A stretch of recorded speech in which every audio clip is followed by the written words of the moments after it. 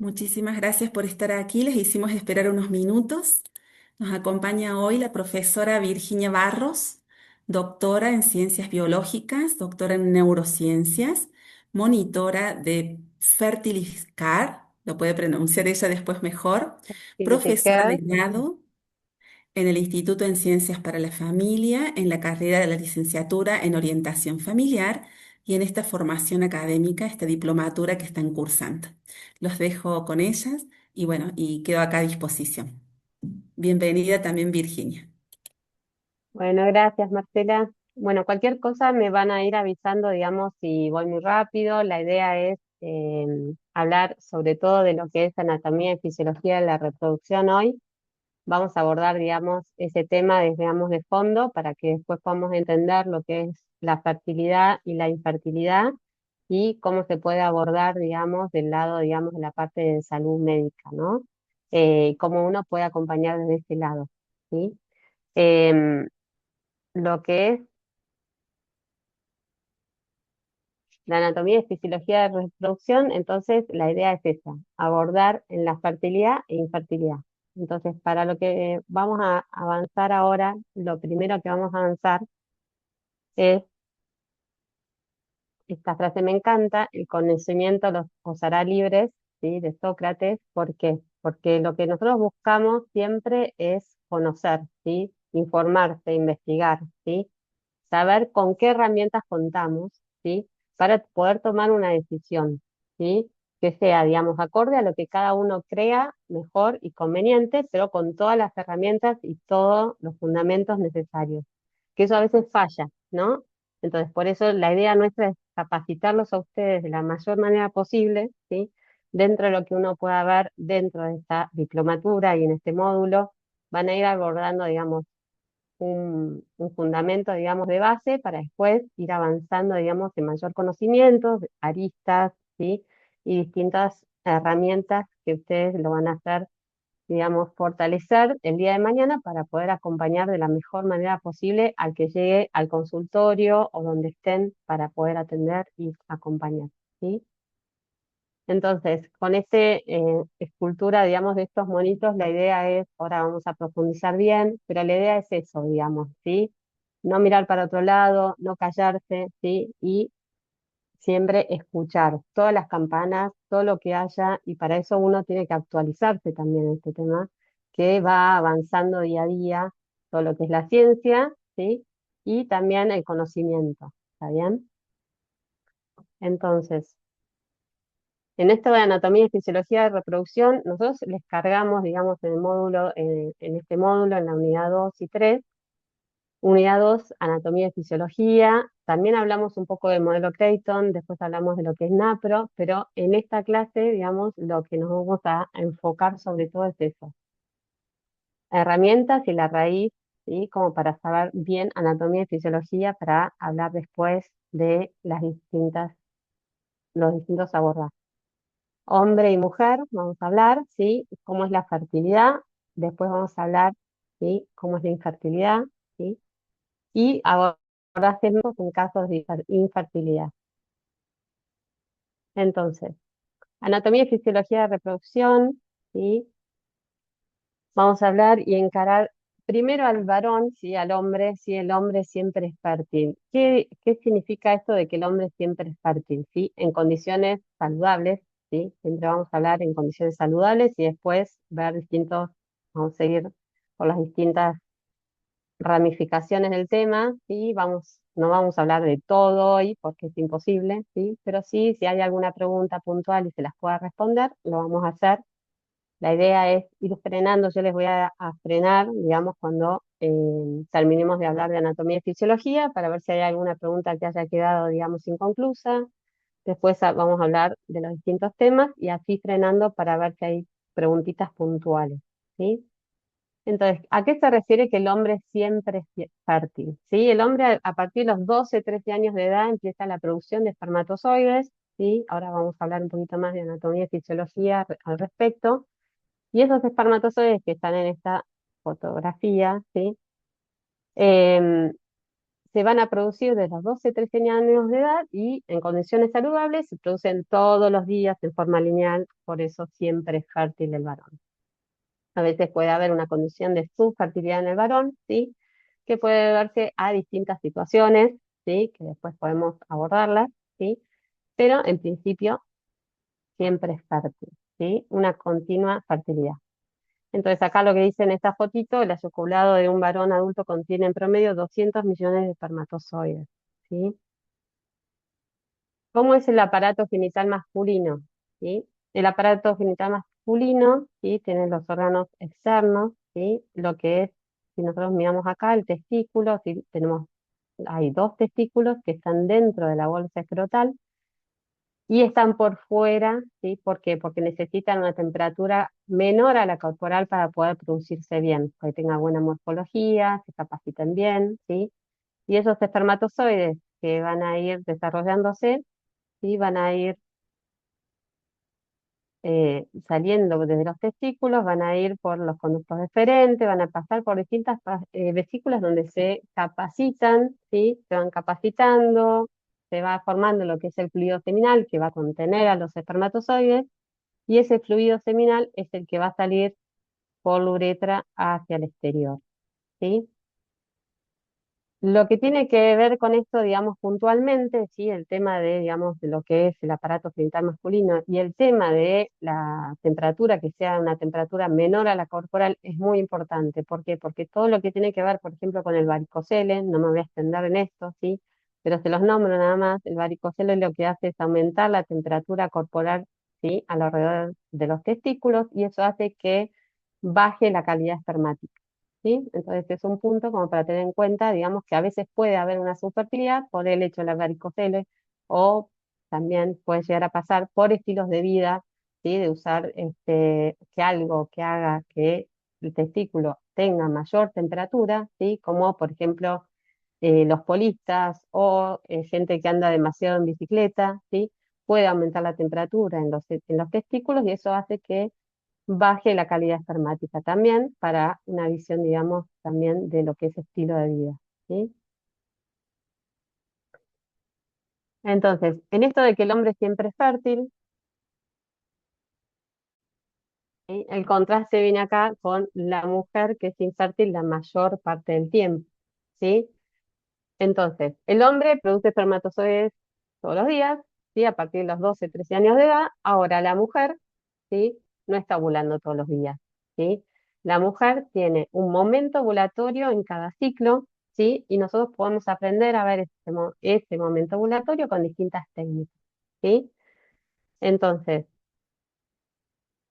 ¿cómo es el aparato genital femenino? ¿Sí? Dentro de lo que es el aparato genital femenino, nosotros ingresamos por la vagina hacia lo que es el cuello del útero, el útero, lo encontramos aquí, y después tenemos, ahora vamos a ver otro dibujito, donde tenemos las trompas de falopio y los ovarios, ¿sí?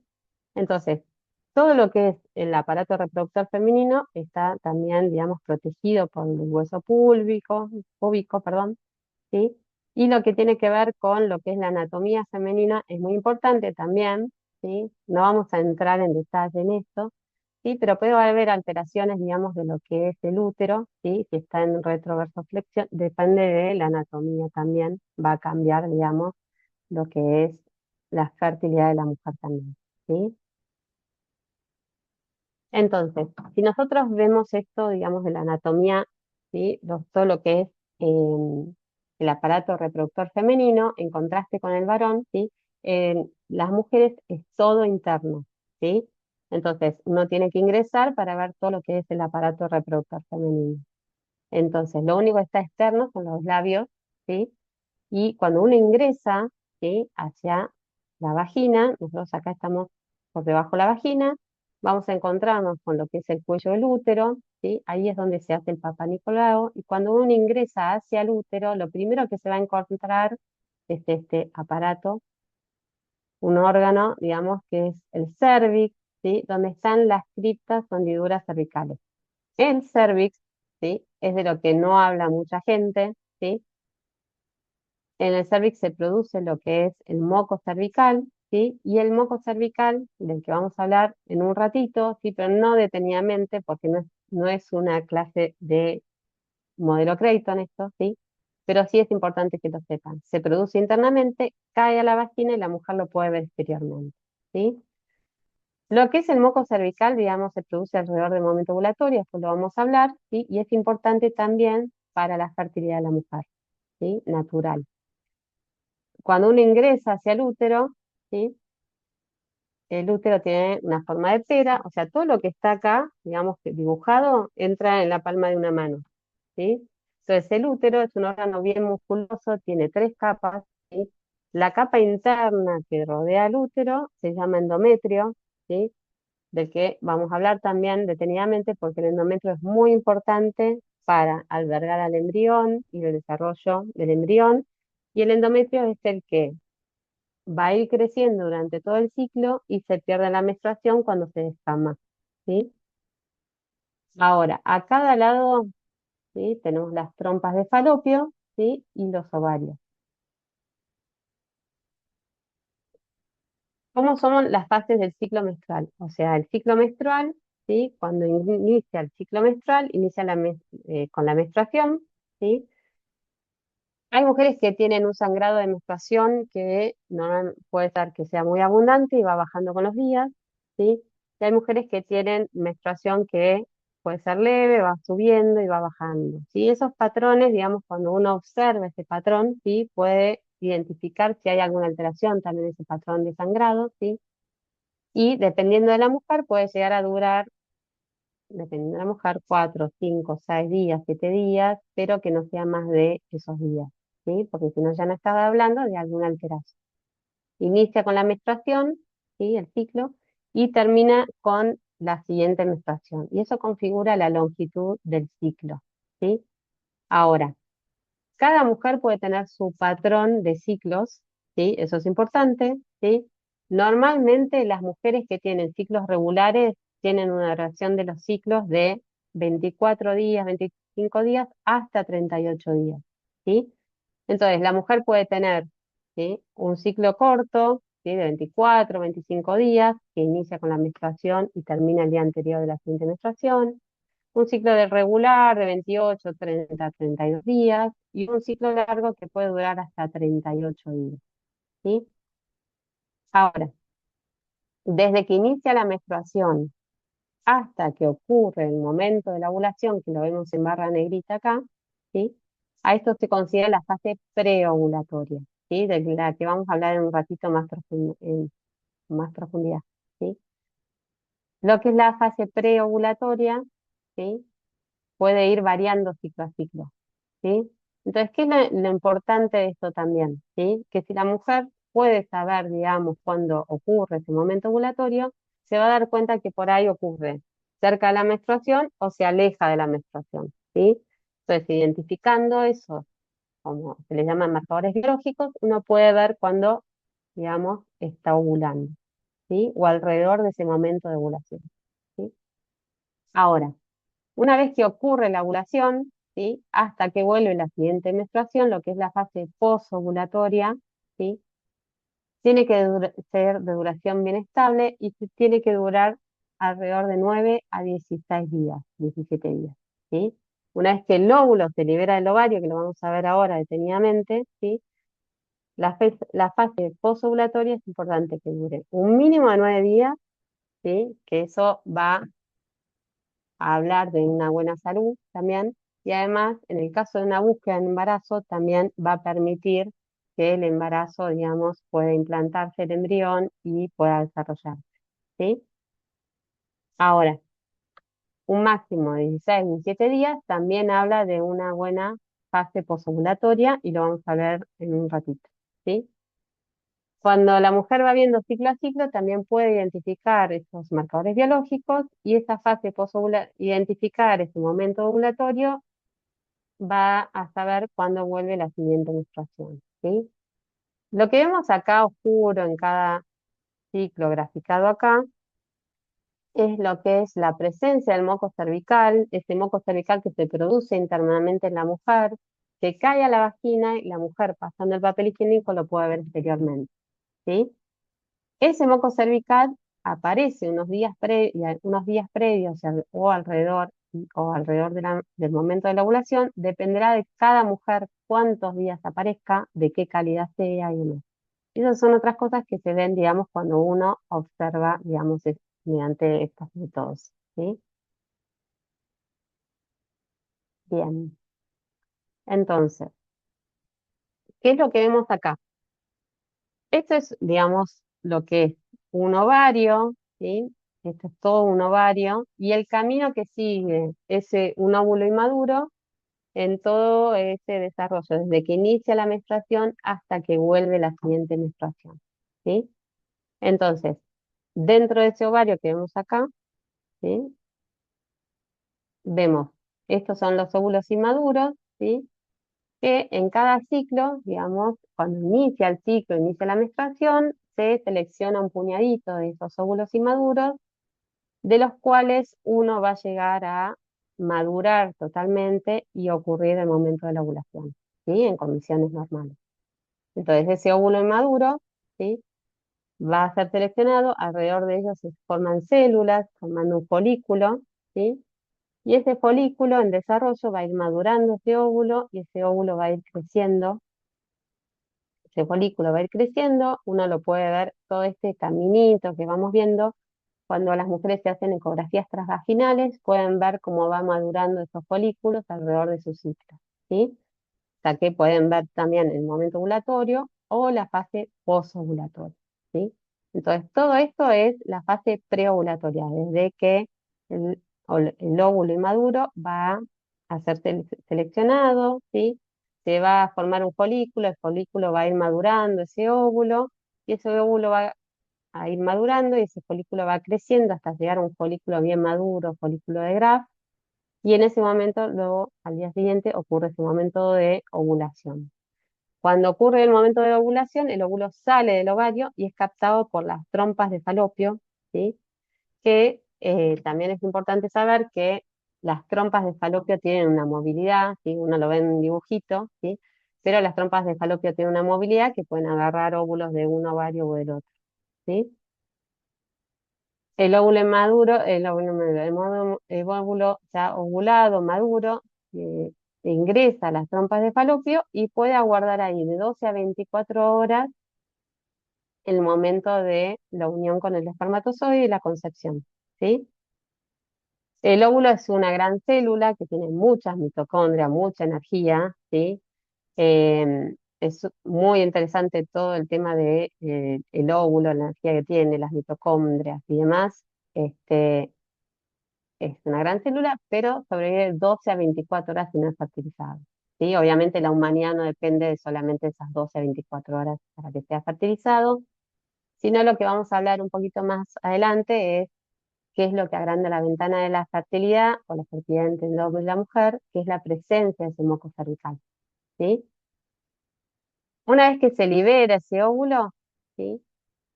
Lo que rodeaba ese óvulo, que es ese folículo, esas células que rodeaban el óvulo, se transforman en el cuerpo lúteo, cuerpo amarillo, ¿sí? Que va a permanecer activo de 9 a 16, 17 días, y eso va a determinar la duración de lo que es la fase posovulatoria, ¿sí? ¿Por qué? Nosotros tenemos dos hormonas muy importantes que se producen en el ovario, ¿sí? A través de lo que es la maduración de ese óvulo en la fase preovulatoria y lo que es el cuerpo lúteo en la fase posovulatoria, ¿sí? De las que vamos a hablar en un ratito también, ¿sí? La fase preovulatoria es muy importante, la producción de estrógenos, ¿sí? Que se van a ir produciendo y liberando al torrente sanguíneo. Hoy vamos a hablar, o sea, en la fase preovulatoria el estrógeno y la fase posovulatoria el cuerpo lúteo que va a producir progesterona. Estas dos hormonas son muy importantes en todo lo que tiene que ver en la salud ginecológica y reproductiva de la mujer, salud general también, ¿sí? Necesitamos de los estrógenos y las progesteronas y que estén en niveles adecuados de acuerdo al momento del ciclo de cada mujer, ¿sí? Entonces, también vamos a ver cómo esos niveles de estrógeno y progesterona van a actuar en distintos ciclos. Uno de los focos es el endometrio, ¿sí? ¿Por qué? Porque el endometrio tiene receptores tanto para estrógenos como para progesterona, ¿sí? Y de acuerdo a los niveles que haya dando vuelta, ¿sí? Va a actuar de diferentes formas, ¿sí?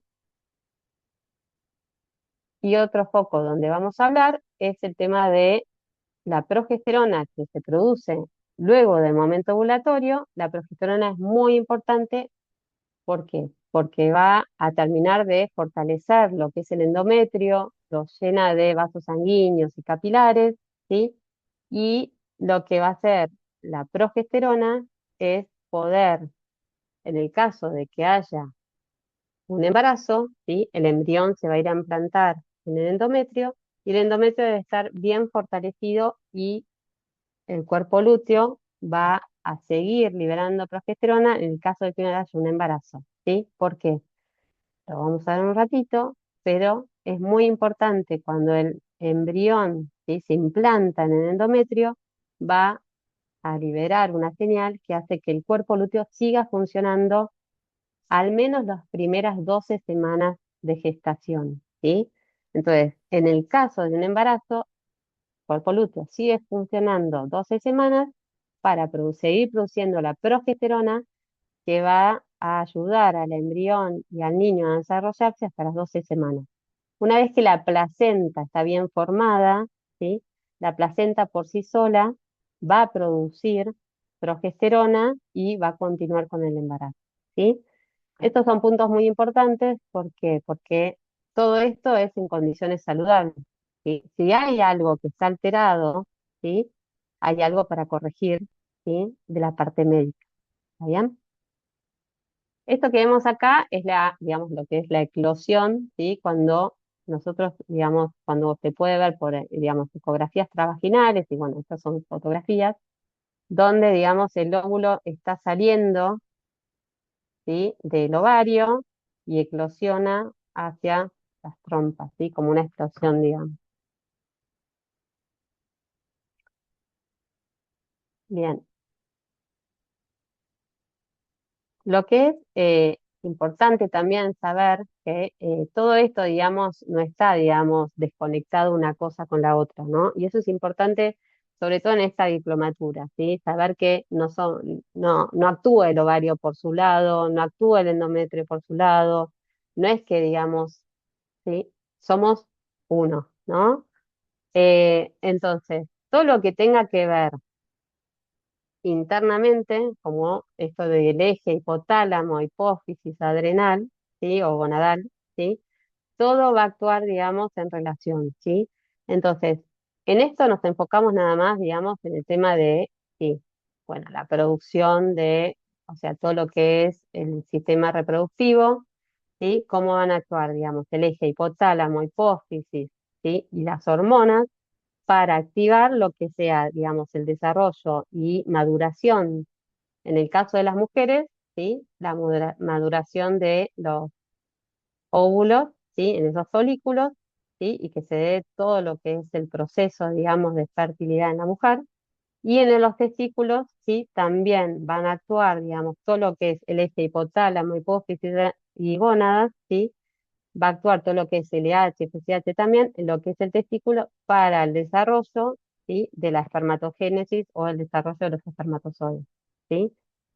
Entonces, es importante que los dos están, digamos, tanto el hombre como la mujer, ¿sí? Están guiados por todo lo que es este hipotálamo, hipófisis adrenal, el hipotálamo, o sea, cerebro, ¿sí? Entonces, todo lo que tiene que ver con alteraciones, ¿sí? Externas o internas van a inferir, digamos, en todo lo que tiene que ver con la fertilidad también, ¿sí? Entonces, hay diferencias en lo que es la regulación del eje hipotálamo, hipófisis, gónadas, en el caso del hombre con la mujer, ¿sí? El hombre, acuérdense que tiene la capacidad de una producción continua de espermatozoides, ¿sí? No vamos a entrar en detalle esto del eje hipotálamo, hipófisis y gónadas, porque si no va a ser muy extenso y cualquier pregunta volvemos, ¿sí? Pero hay una estimulación, inhibición y demás de acuerdo a los niveles de producción después de lo que es el testículo de testosterona, ¿sí? que va a ayudar a lo que es la maduración y desarrollo de los espermatozoides, ¿sí? Y hay una diferencia con la mujer, ¿sí? Porque la mujer no es que hay un continuo, ¿sí? Activación del ovario, estrógeno y demás, ¿sí? Sino que hay momentos donde están lo que es la activación o sea, de hipotálamo, hipófisis, y lo que son las hormonas LH, que es hormona luteinizante, y FSH, ¿sí? No están siempre activas, sino que también hacen un pico, ¿sí? Y eso va a hacer que nosotros tengamos ese momento de ovulación, ¿sí? Entonces, si uno mira, digamos, lo que son las hormonas hipofisiarias, ¿sí? Nosotros vamos a tener, digamos, este diagramita es genial, o sea, a mí siempre me encantó. ¿Por qué? Porque va mostrando en distintos focos, ¿sí? Cómo está dentro de un ciclo, digamos, un ciclo estándar, porque acá está graficado, digamos, el primer día de menstruación, ¿sí? Y acá vuelve la menstruación. Si nosotros miramos abajo, ¿sí? Acá está el dibujito de lo que es el tejido endometrial, o sea, el endometrio, acuérdense, que es la capa interna del que rodea el útero, ¿sí? Que va a estar, digamos, una capita basal, digamos, cuando termina la menstruación. ¿Por qué? Porque la menstruación es esa, la caída del endometrio con sus vasos sanguíneos, capilares y demás, son células endometriales más la sangre, y eso es lo que vemos como sangrado externo.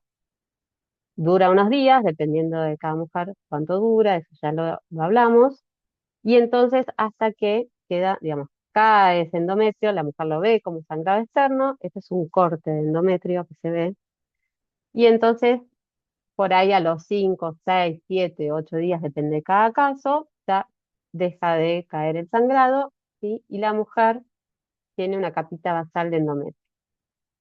Entonces, este endometrio, acuérdense que tiene receptores para estrógeno como para progesterona, ¿sí? Entonces, si ustedes miran de ahí para arriba, van a ir viendo qué es lo que pasa, digamos. En el ciclo, el flujo menstrual, y después frena, ¿sí? ¿Qué es lo que pasa en el ovario? ¿Sí? Nosotros tenemos esos óvulos inmaduros, que va a ir creciendo ese folículo alrededor de ese óvulo inmaduro, y entonces acá tenemos la fase folicular, ¿sí? ¿Y qué pasaba en la fase folicular? Maduraba el óvulo, ¿sí? Y el óvulo, acuérdense que va a ir liberando estrógeno, ¿sí? Entonces, acá arriba vemos estas dos hormonas, ¿sí? Reproductivas tan importantes. Por un lado, vemos los niveles de estrógeno y por otro lado, los niveles de progesterona, ¿sí? ¿Qué es lo que pasa? Cuando inicia la menstruación, ¿sí? Los niveles de estrógeno y progesterona son basales. O sea, estos es lo que son los niveles en sangre, ¿sí? Entonces, si una mujer se saca sangre, ¿sí? Hipotéticamente, en este esquemita, los niveles de estrógenos basales son estos, y los niveles de progesterona estos, ¿sí? Ahora, cuando el óvulo empieza a madurar, el folículo va a ir creciendo, va a ir liberando cada vez más estrógeno, más estrógeno, más estrógeno, ¿sí? Y por eso si la mujer se sacara sangre en un camino, digamos, de su ciclo todos los días, va a ver cómo los estrógenos van a ir subiendo, subiendo, subiendo, subiendo, ¿sí? Hasta llegar a un máximo, ¿sí? Ese pico de estrógenos nos va a hablar a nosotros de que ya el folículo está bien maduro, listo para ovular, ¿sí? Y entonces cuando uno detecta ese pico de estrógeno, sabe que al otro día ocurre el momento de la ovulación, ¿sí? Cuando ocurre el momento de la ovulación, que lo vemos acá, ¿sí? Ahí ya es la ovulación y esto transitó todo lo que es la fase preovulatoria, ¿sí? Entonces, ¿qué hace ese estrógeno que tiene receptores acá en el endometrio? El estrógeno en el endometrio activa, ¿sí? Lo que es la fase proliferativa o la división celular, ¿sí? Y eso hace que en el endometrio aumente las capas de células, ¿sí? Hasta llegar, digamos, a formarse ese endometrio, ¿sí? Y ahora, con el momento de la ovulación, ¿qué es lo que pasa? El estrógeno baja, ¿sí? Porque ahora no tenemos más ese folículo, esas células se transforman en cuerpo amarillo o cuerpo lúteo, ¿sí? Entonces, en la fase que dice acá luteínica, fase lútea, ¿sí? Ese cuerpo amarillo va a producir ahora progesterona. Entonces, la mujer, si se sacara sangre todos los días, luego del momento ovulatorio va a ir viendo cómo esa progesterona va subiendo, ¿sí? Hasta llegar a una meseta, ¿sí? Entonces, la progesterona lo que hace en ese endometrio es una fase secretora. ¿Por qué se les llama fase secretora?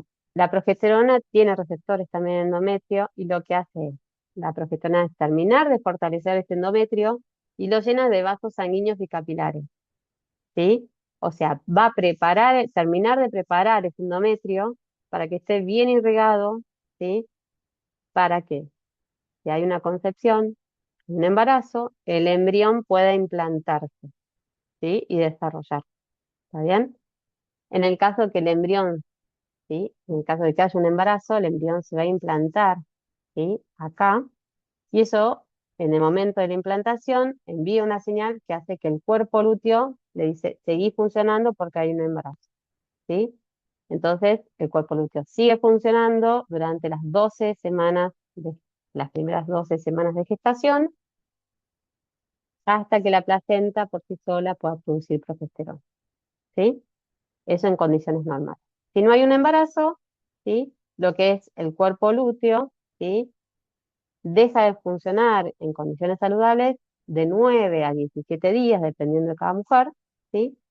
Y eso hace que no se produzca más la progesterona, entonces vamos a ver una caída, como ven acá, de la progesterona, y eso hace que el endometrio no se pueda mantener más y el endometrio se vuelve a descamar e inicia el nuevo ciclo con la menstruación, ¿sí? Bien.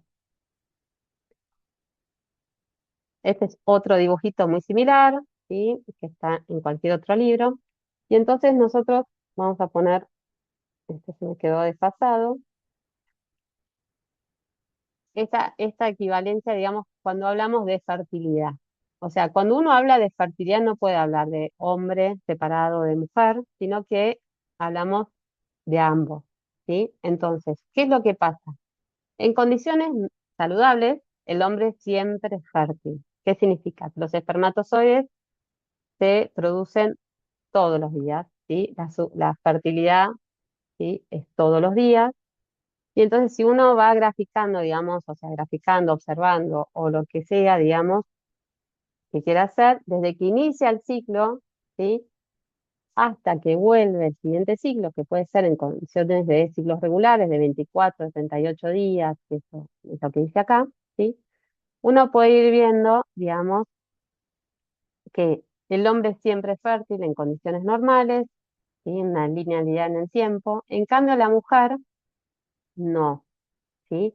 La mujer tiene un momento de fertilidad en cada ciclo, ¿sí? Acuérdense que el óvulo, digamos, la mujer ovula una vez en cada ciclo, ¿sí? Y el óvulo que es liberado sobrevive de 12 a 24 horas en las trompas, ¿sí? Y si no, digamos, se pierde la menstruación, ¿sí? Se disgrega y se va con el endometrio después, ¿sí? Entonces, las mujeres son infértiles mayor parte del tiempo. La mujer no es que, digamos, depende de esas 12, la fertilidad depende de esas 12 a 24 horas, si no, la humanidad ya no existiría, ¿sí? Entonces, ¿qué es lo que agranda la ventana de fertilidad que haga que, digamos, la fertilidad entre el hombre y la mujer sea más que 12 a 24 horas? Es la presencia de moco cervical que se produce dentro de la mujer, en estas criptas cervicales, en el cervix, en lo que es el cuello del útero, para que los espermatozoides se ingresan dentro de la vagina y se encuentran con la presencia de ese moco cervical, puedan sobrevivir dentro de la mujer esperando el momento de la ovulación. ¿Sí? Entonces, eso es, digamos, lo que simbolizo acá con la ventana, ¿sí? La ventana de fertilidad de lo que hablamos nosotros es cuando se presenta este moco cervical, va a permitir, digamos, la fertilidad entre el hombre y la mujer natural, ¿sí? Y que se pueda concebir en forma naturalmente.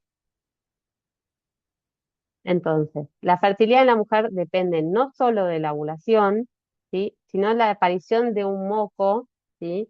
Cervical, ¿sí? Que tiene que tener, digamos, distinta, digamos, cuanto mejor calidad tenga ese moco cervical, ¿sí? Que se produce, mayor, digamos, penetración espermática va a haber, y ese moco cervical, ¿sí? Va a permitir que los espermatozoides cuando ingresan a la vagina se encuentren con ese moco cervical y puedan viajar todo lo que es el cuello del útero y llegar a las trompas y encontrarse con el óvulo, ¿sí? Cuando el moco cervical tiene buena calidad, ¿sí? Cuanto mejor calidad tenga, mayor, digamos, forma como canales, autopistas, ¿sí? Y esos espermatozoides van a poder viajar más fácilmente y además el moco cervical crea como reservorios internos dentro de la mujer, todo lo que es cercano al cuello del útero y demás, para que los espermatozoides esperen el momento de la ovulación. En el momento de la ovulación hay una señal que hace de atractante a esos espermatozoides y los espermatozoides viajan y ocurre lo que es la concepción y puede ocurrir el embarazo, ¿sí?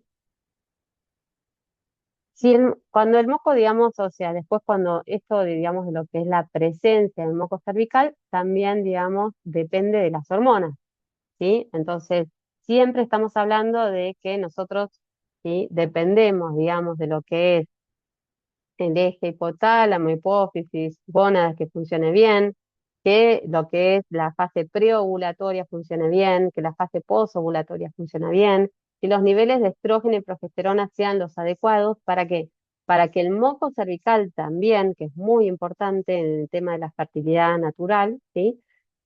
Pueda ayudar, digamos, a lo que es la concepción y la fecundación, ¿sí?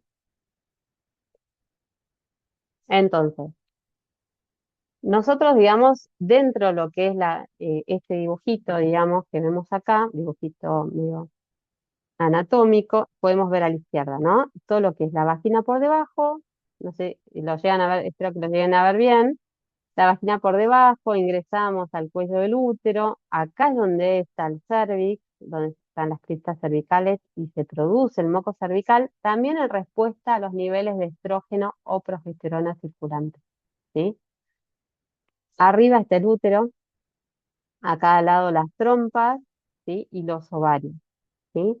Entonces, acá en el cervix, ¿sí? Tenemos esas criptas cervicales que actúan en respuesta a esos niveles de estrógeno o progesterona. Entonces, ¿qué pasa? Cuando inicia, digamos, la menstruación, normalmente los niveles de estrógeno y progesterona son bajos, ¿sí? Están basales, ¿sí? En niveles de sangre.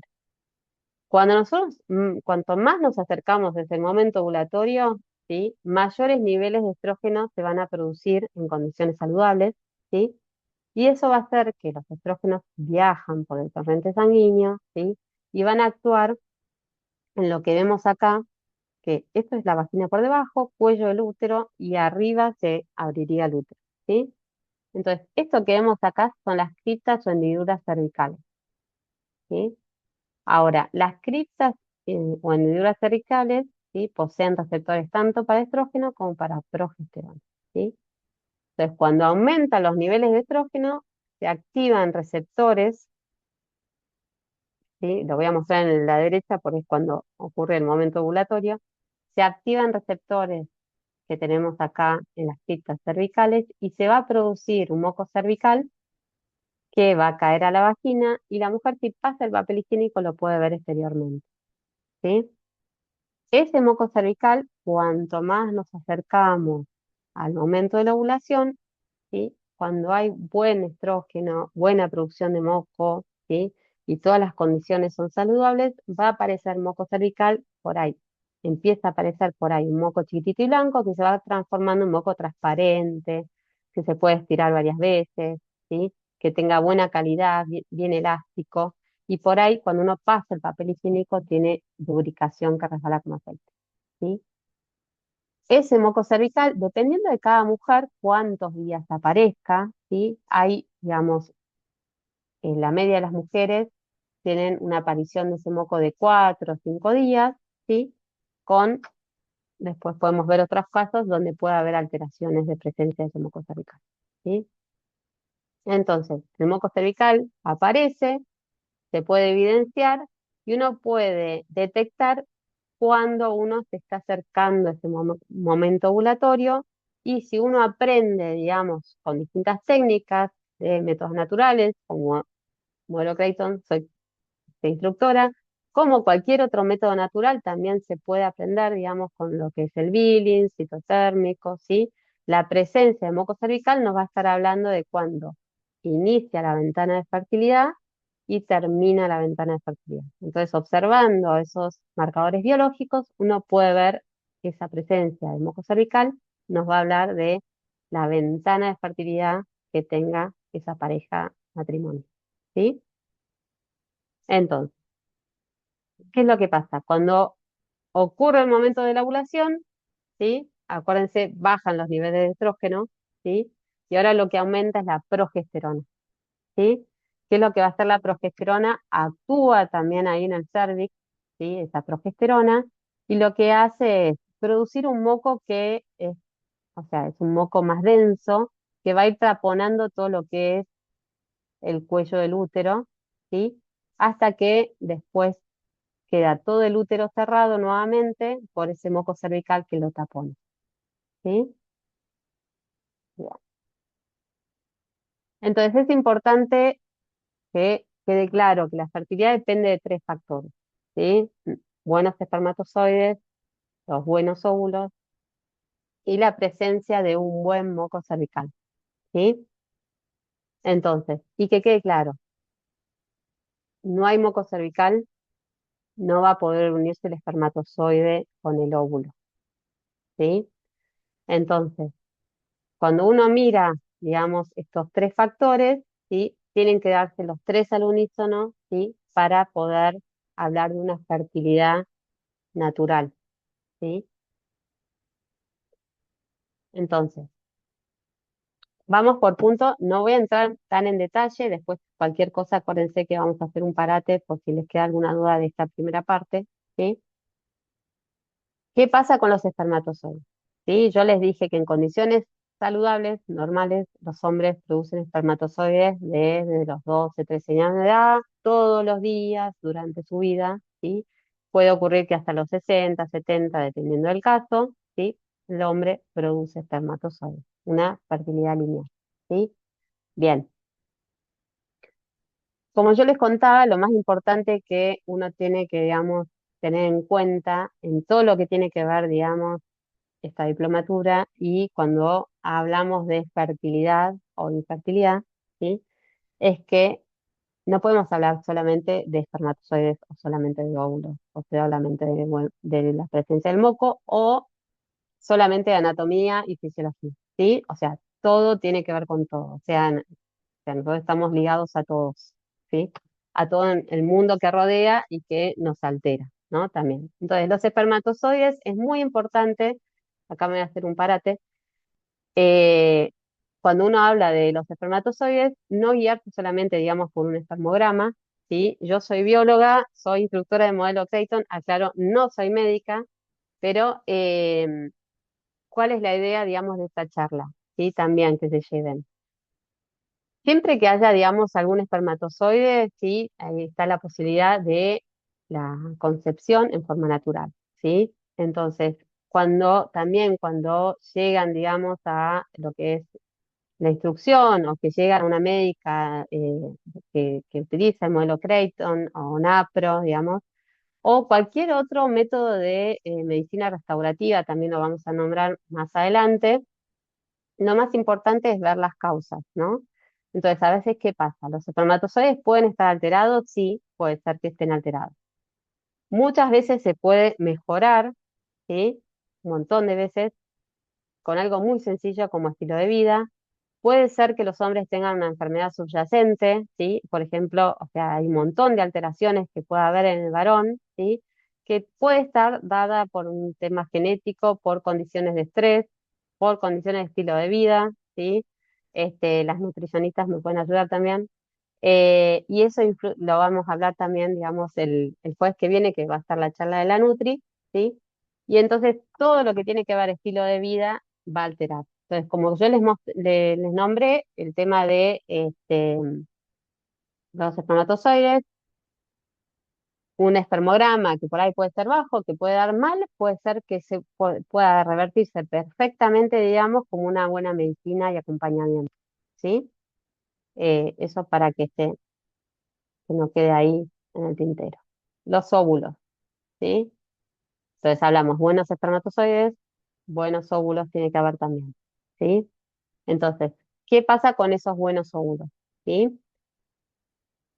Esto sí, me va a tomar un ratito, ¿por qué? Porque la mujer cuando está dentro, digamos, cuando la mujer queda embarazada de una niña, ¿sí?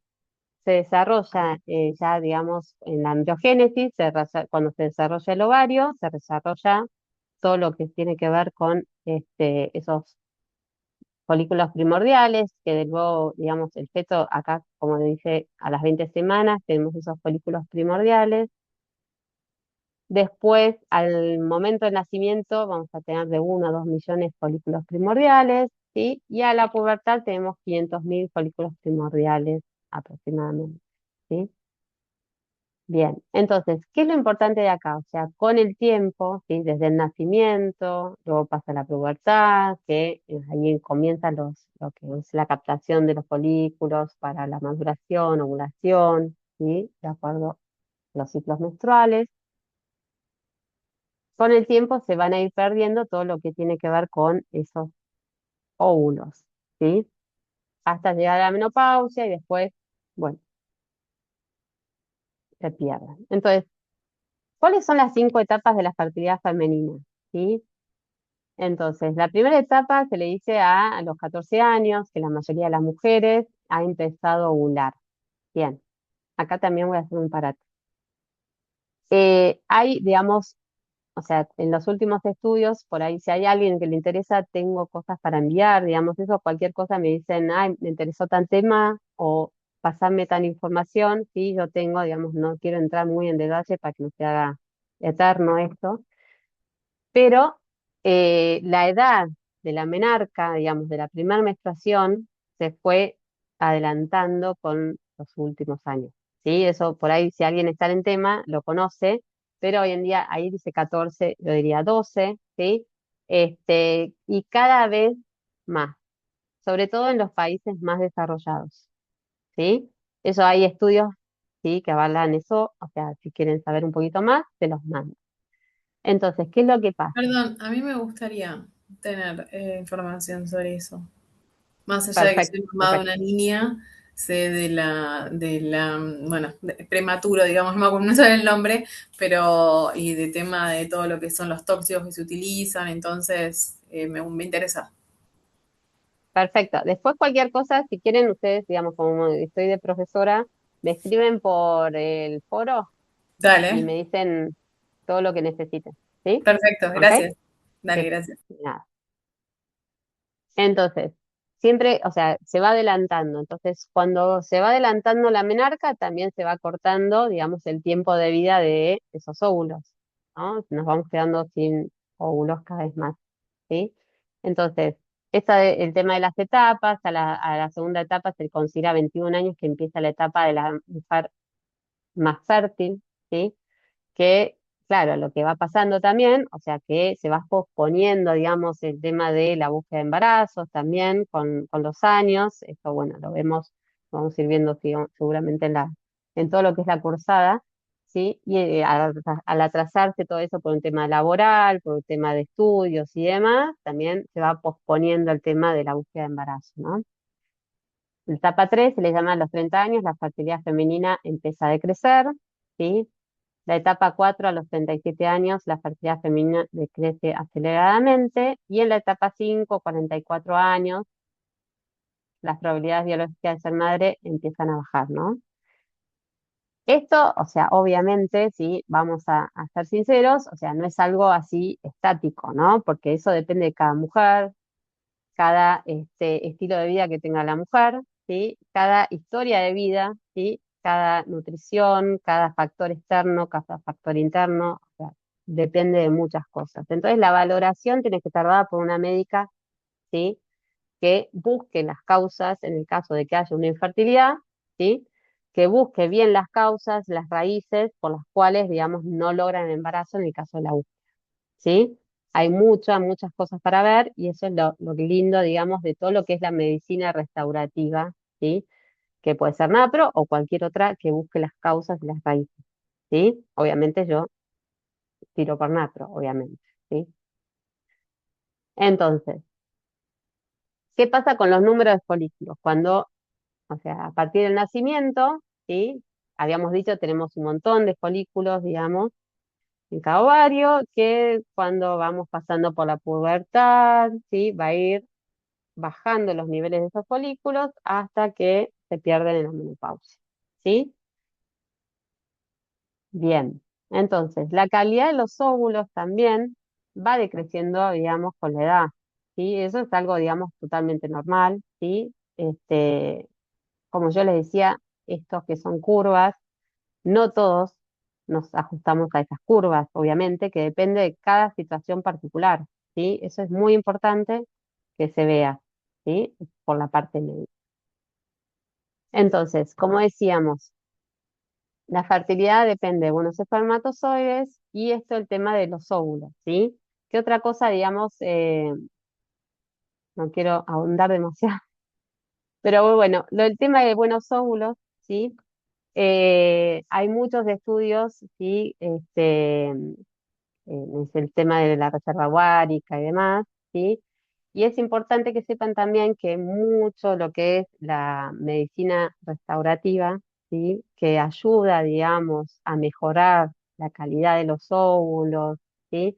Hoy en día hay algunas, o sea, no solamente pero hay medicina que se llama naturopática, bueno, que muchas medicinas que ayudan, digamos, a todo el tema del estrés oxidativo y demás, ¿sí? Que va a mejorar, ¿sí? Hay muchos y buenos resultados en la mejora de la calidad de los óvulos también, ¿sí? Y muchas veces las mujeres llegan con resultados que son totalmente desalentadores, digamos, de baja reserva ovárica, y hay estudios también que avalan, ¿sí? Que igualmente consiguen el embarazo de manera natural, ¿sí? Con, obviamente, medicina que acompaña para restaurar todo lo que es, ¿sí? La fertilidad natural, ¿sí? El que quiera lo puede, ¿sí? Acuérdense, me escriben y se los mando. Tercer punto que nos quedaba, buen moco cervical. El buen moco cervical, ¿sí? ¿Qué pasa con el moco cervical? ¿Sí? Ya lo hablamos un poco, ¿sí? En esta charla. Em, Para el moco cervical, como les mencioné, la mujer puede aprender a observar, digamos, la presencia y la ausencia de moco cervical, puede identificar su ventana de fertilidad, ¿sí? Por distintos métodos, ¿sí? Hay métodos naturales, ¿sí? Como lo que es el Billings, el citotérmico, ¿sí? Que nos ayudan a nosotros a identificar el moco cervical, identificar lo que es la ventana de fertilidad y poder usarlo para poder concebir en forma natural, ¿sí? Obviamente tengo que hablar de un poquito del modelo Creighton, ¿sí? Que para nosotros es, digamos, lo que sería el gold estándar, digamos, porque por el modelo Creighton no solamente tiene la parte de identificar, digamos, sus ciclos, su ventana de fertilidad e infertilidad, sino también acompañar en la salud de la mujer o de la pareja o matrimonio, ¿sí? Entonces, el modelo Creighton hace 50 años que se utiliza, ¿sí? Y a nosotros nos ayuda, digamos, para poder armar un equipo de trabajo para acompañar también en casos de infertilidad, ¿sí? Bien. ¿Qué es la fecundación? ¿Sí? O sea, ya abordamos el tema de anatomía, fisiología, qué es lo necesario, ¿sí? Y qué es lo que pasa cuando hablamos de fecundación. Entonces, cuando hablamos de fecundación, o sea, acá tenemos este dibujito donde simboliza, hace lo que es la vagina que está por debajo. em, Cuando ingresa el fluido seminal con los espermatozoides, ingresa por la vagina, pasan a través de lo que es el cuello del útero, ¿sí? Todo lo que es el útero, ingresa, digamos, el espermatozoide y se va a unir ahí en las trompas al óvulo, ¿sí? Entonces, El espermatozoide tiene que estar bien capacitado para poder tener las condiciones necesarias como para poder unirse al óvulo, ¿sí? Y una vez que ingresa el espermatozoide, ¿sí? Se une al óvulo, va a ir dividiéndose y entonces acá vemos el día 0, día 1, el embrión se divide por mitosis, en el día 2 el embrión llega a ser de 2 a 4 blastómeros, ¿sí? Acá tenemos unas fotografías de la división celular también de ese embrión, cómo se va dividiendo en 2, en 4 y en 8. Cuando se divide en dos, ahí, digamos, el embrión ahí es cuando, digamos, se separa en dos, va a ver, digamos, lo que son mellizos, ¿sí? Y cuando va a ir viajando, va viajando, viajando, viajando, hasta que, ¿sí? De 7 a 10 días aproximadamente luego del momento de la ovulación, ¿sí? Ocurre lo que es la implantación, ¿sí? Entonces, si uno mira, digamos, esto, digamos, sería el endometrio, ¿sí? Que está esperando a ese embrión, ¿sí? Va a ir viajando, yo creo que les compartí también, sí, un videíto de lo que es la fecundación, cómo viaja y demás, ¿sí? Entonces va a ir viajando ese cigoto, el blastocito se va a ir transformando en trofoblasto, ¿sí? Se ve todo lo que es la división celular de ese embrión y lo que es la implantación, cuando se implanta totalmente de 9 a 10 días, ¿sí? Alrededor, ¿sí? De lo que es ese endometrio. Acuérdense que hay todo, digamos, una cascada, digamos, de información y de señales, ¿sí? Entre medio de todo esto, que es muy importante también para que pueda llegar a ser, digamos, un buen embarazo también implantatorio también. Entonces, la receptividad embrionaria depende de los grupos de marcadores también, ¿sí? Un marcador bioquímico que son las integrinas, que son las moléculas de adhesión que se van a adherir a todo lo que es el endometrio, y un morfológico que se le llama pinópodos, que son protuberancias endometriales que van a agarrar también al embrión.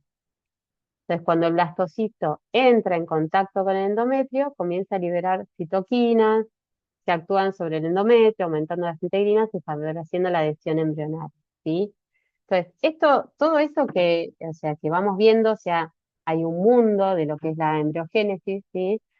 Todo lo que es a partir de la fecundación, todo lo que es el desarrollo, el embrión, y cómo hay una cascada de señales, de información entre lo que es el embrión que se va desarrollando y la madre, ¿sí? Entonces, ¿qué? Agarra, ahí voy.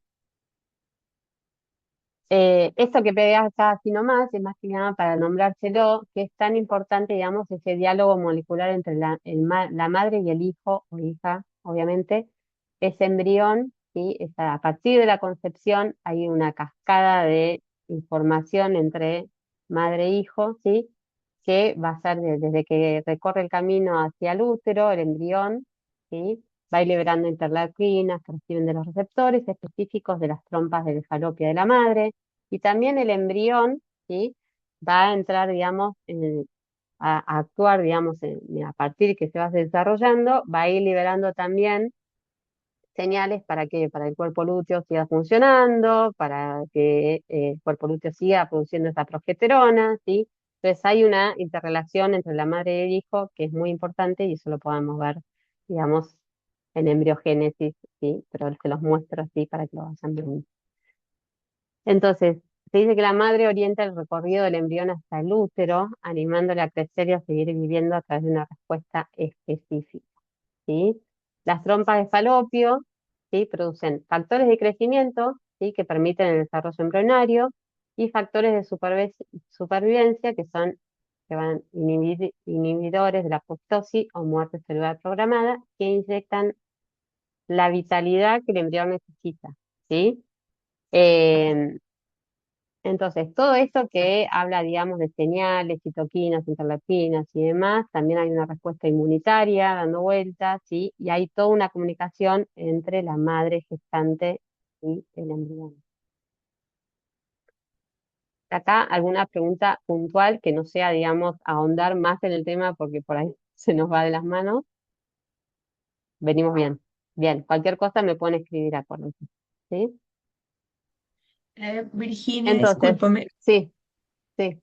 una consulta allí, por ejemplo, tengo entendido que, bueno, si bien estamos hablando de fecundación y demás, pero el efecto de los espermatozoides, por ejemplo, en el útero de la mujer a nivel de salud, ¿no? O sea, digamos que eso tiene un impacto muy importante. Entonces, quisiera ver si de pronto tienes alguna información, si conoces algo, y también un poco si tienes un número, porque tengo así como un número por ahí que vi en algún lado que no recuerdo, pero la cantidad, más o menos si han estudiado la cantidad de espermatozoides que salen por cada eyaculación finalmente. Alrededor de 200 millones. Sí, te puedo decir exactamente, pero es lo que estaba en la figurita que puse hoy, pero lo podemos constatar. Sí.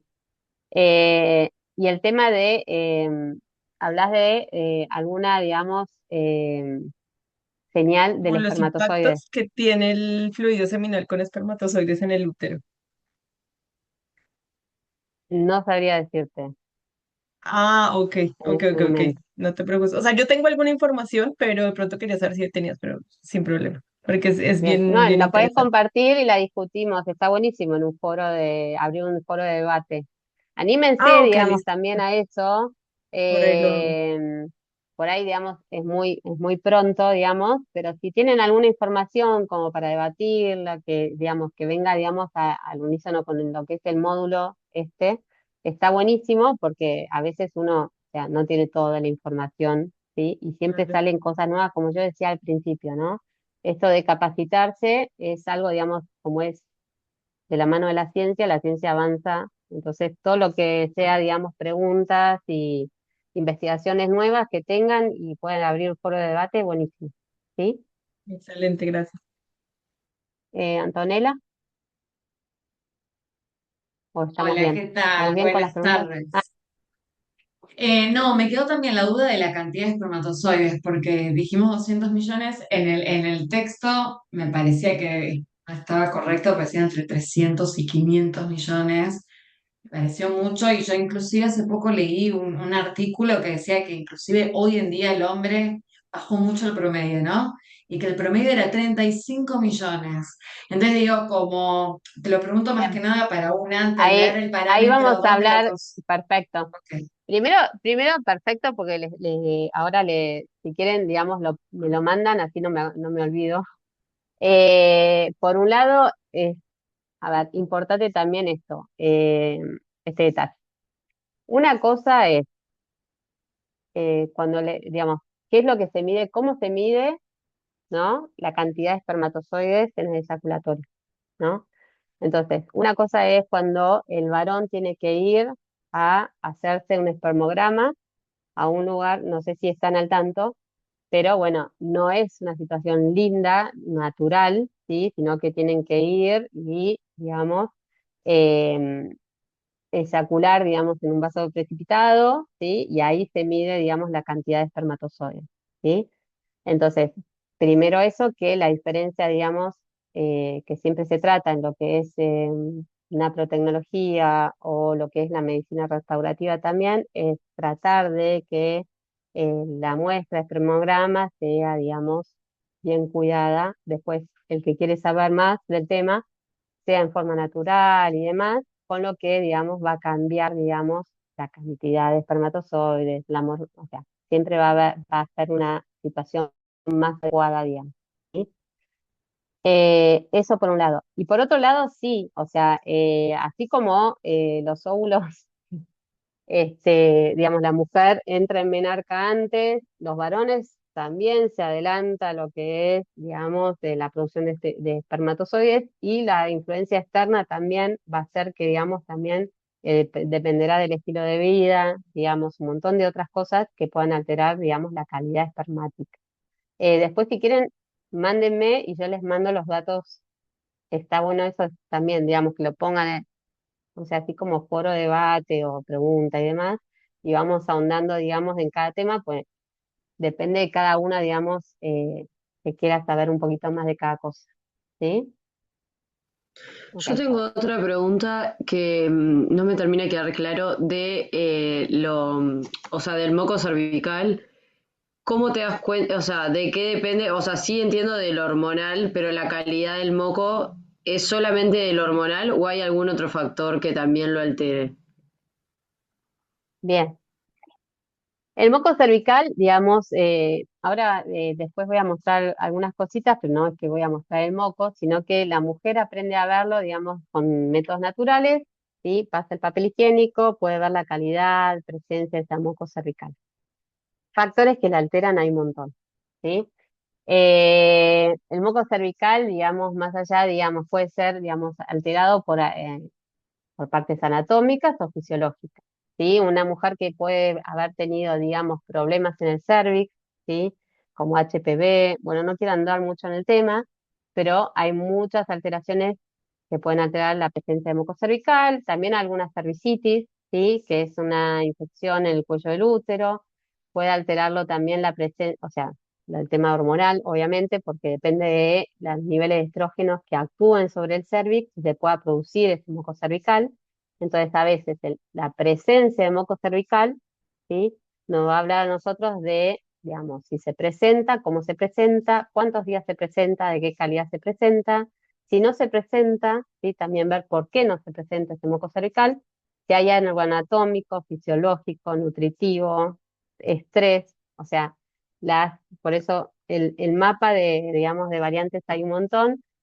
Eh, Hago un impasse acá. El que quiera saber más de lo que es modelo Creighton, NAPRO, métodos naturales y demás, también al final de la cursada está el tema de, digamos, de hacer una orientación hacia algún lado y demás. O sea, eso pues se puede profundizar más y la que quiera saber más, obviamente. Pero todo lo que tiene que ver con la fertilidad, sí, se puede, digamos, por eso, digamos, cuando uno ve, digamos, que la mujer, digamos, no tiene buena presencia de moco cervical, hay que hacer una derivación al médico para buscar las causas también, ¿sí? Para poder mejorarlo. Hay muchas maneras de mejorar la presencia de moco cervical y a veces cuando uno ve ese moco cervical que se ve alterado, es un síntoma de que algo está pasando internamente, ¿sí? Entonces, ¿venimos bien? ¿Sí? Cualquier cosa me preguntan por privado, no hay problema, ¿sí? Entonces vamos hacia la infertilidad, ¿sí?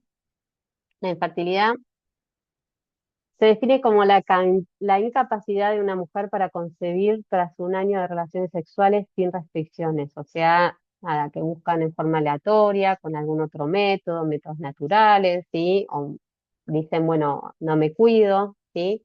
Eh, y en realidad es un síntoma de una enfermedad o patología subyacente, ¿sí? La incapacidad para concebir es el resultado de una combinación multifactorial de enfermedades orgánicas, hormonales e inmunológicas, ¿sí? Entonces, por eso yo, digamos, hice hincapié en que no es solamente el espermatozoide, no es solamente el óvulo, no es solamente el moco cervical, sino que también hay un montón, ¿sí? De cosas que pueden estar interfiriendo en lo que es la fertilidad, ¿sí? Que puede traer infertilidad. Entonces, las tasas de embarazo por año, normalmente, el 25% conciben al mes, el 60% a los 2 meses, el 80% al año y el 90% a los 2 años en el caso de una búsqueda en forma aleatoria, ¿sí? No estoy hablando de ningún método en particular, ¿sí? O sea, no. Y hay una alteración de la fertilidad en la población alrededor de un 15 a un 20%. Y el 16% puede haber una subfertilidad. Y entonces, en el caso de infertilidad, el 80% puede conseguir un embarazo con un tratamiento simple, ¿sí? Y a veces un 20% con un tratamiento más complejo. Y hay un 4% de la población que es estéril, ¿sí? Entonces, ¿cuáles son las fallas que pueden ocasionar las fallas en este proceso reproductivo? ¿Sí? La esterilidad es la incapacidad para concebir luego de un año de relaciones sexuales sin el empleo de anticonceptivos, ¿sí? Ni ningún método, digamos, de barrera. Y la infertilidad se considera cuando normalmente en las publicaciones 3 o más abortos espontáneos consecutivos por incapacidad para llevar a término un embarazo. Entonces, en realidad la infertilidad es un síntoma de una patología subyacente. Y eso es importante. Virginia, perdón que te Perdón por... interrumpa. Sí, Entonces, entiendo que la infertilidad es eso, y la esterilidad es de origen desconocido. Entonces, ahí sí puede no haber una causa, o en realidad es que no se encontró nunca la causa. bien. Siempre hay que buscar las causas de la infertilidad, siempre. Tanto en esterilidad como en las pérdidas de embarazo, siempre. ¿Sí?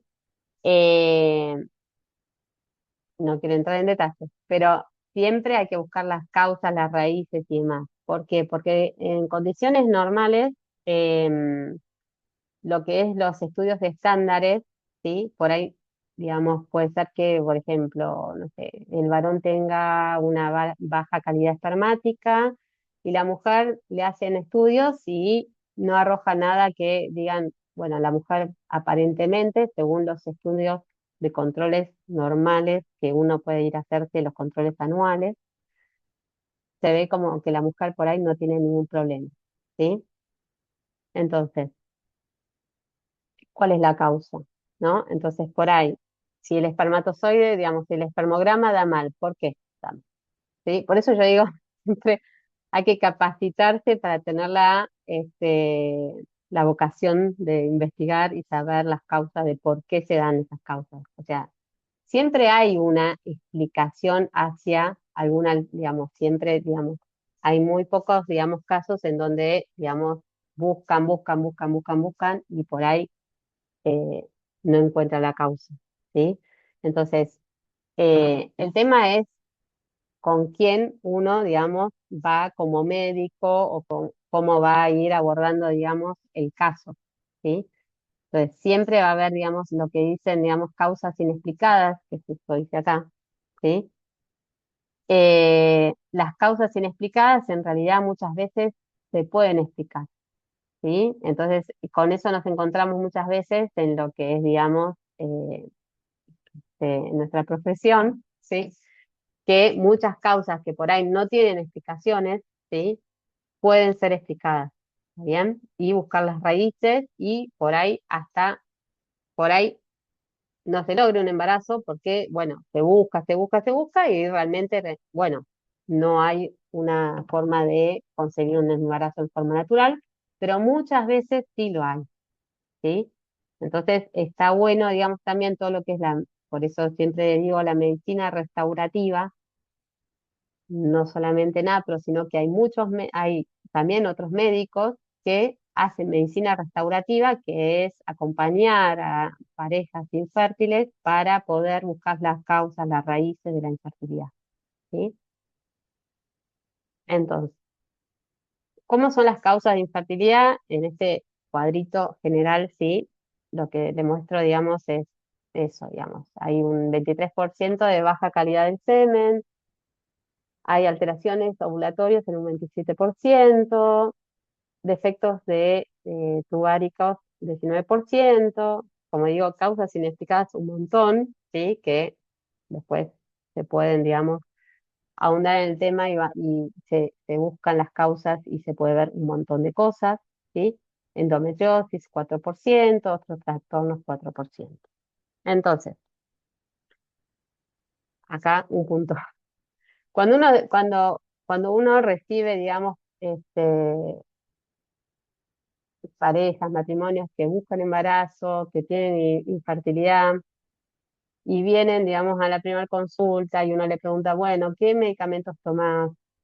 Y de repente salta, por ejemplo, no sé, que es hipotiroidea o que tiene un prolactinoma o tiene otras enfermedades dando vuelta, entonces uno, digamos, siempre hace la derivación al médico para ver si esa es la causa de infertilidad, porque vamos a ir descartando, ¿sí? Entonces, cuando dice causas inexplicadas, muchas veces hay muchas cosas que pueden alterar la fertilidad, tanto del tema, digamos, interno como externo también, ¿sí? Porque, bueno, lo verán con la Nutri, pero muchas cosas de este estilo de vida pueden alterarla. Algo así sencillo como un ciclista que anda 50 kilómetros por día, digamos, obviamente, digamos, puede tener una baja calidad espermática, ¿sí? Por el tema de la temperatura ¿sí? Dentro de lo que es los testículos, ¿sí?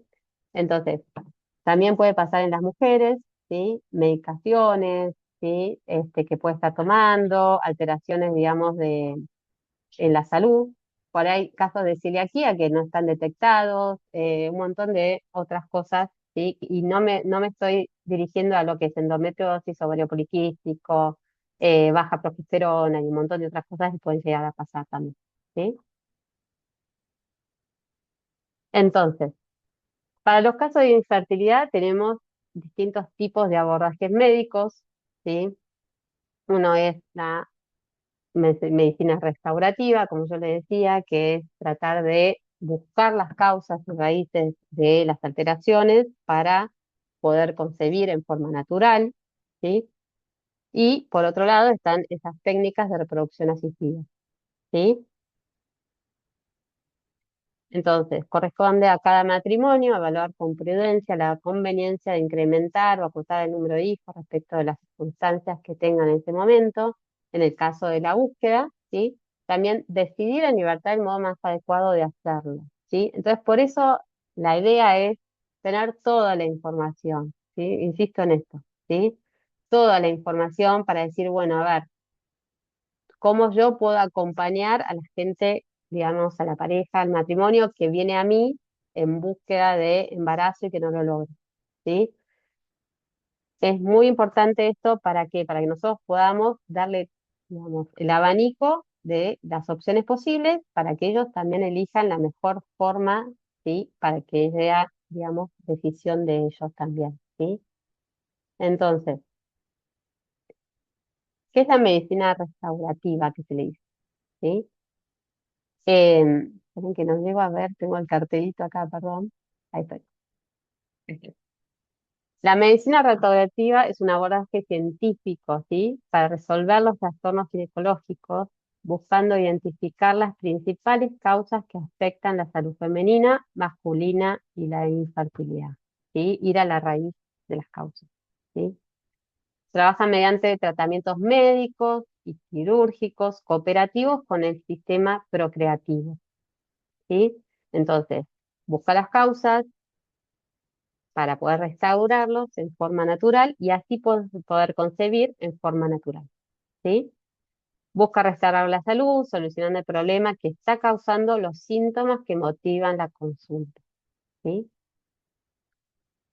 Entonces, la intrínseca bondad de estos métodos naturales o también lo que es la medicina restaurativa radica en que permite alcanzar la armonía del cuerpo, mente y espíritu, por eso garantiza la madurez y vida interior de la persona. ¿A qué nos referimos esto? Que en realidad cuando uno va a observar, digamos, con métodos naturales y va a trabajar, digamos, con un médico que acompañe todo este proceso, digamos, lo que se busca es eso, digamos, mirar todo, ¿no? No solamente los óvulos, los espermatozoides o solo el moco cervical, sino ver bien, digamos, qué es lo que está pasando en cada pareja, su situación, su contexto, estilo de vida y no solamente, digamos, un tema hormonal o solamente bioquímico o genético y demás, ¿sí? Entonces, por un lado tenemos neurotecnología, ¿sí? Que no puedo dejar de nombrarlo, ¿sí? Es un sistema que está basado en el entendimiento del modelo Creighton, se estima sistema Fertility Care. Desarrollo un conocimiento fundamental y clínicamente útil del ciclo menstrual y los ciclos de fertilidad.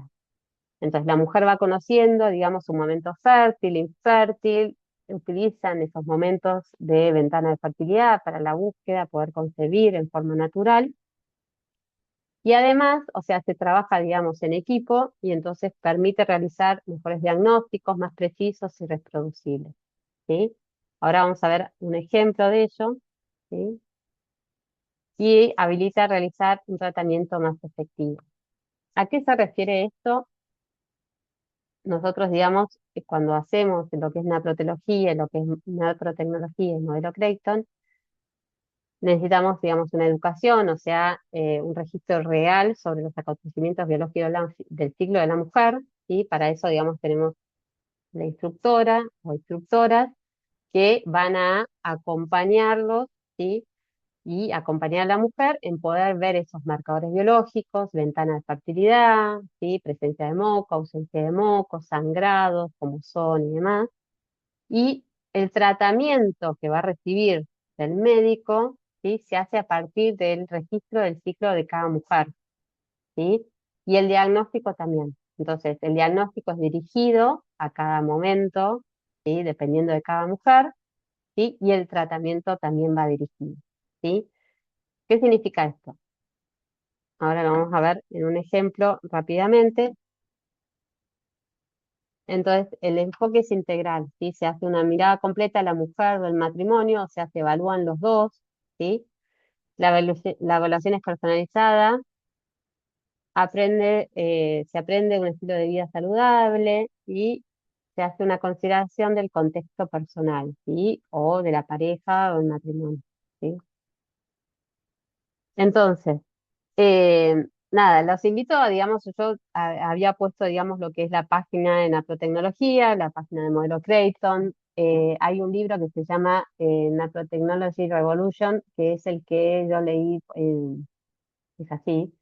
Me lo dieron, lo leí y dije, bueno, yo me quiero dedicar a esto, ¿sí? Donde habla un poco, digamos, de todo lo que es naprotecnología, el acompañamiento en la salud, en la fertilidad, en la infertilidad, ¿sí?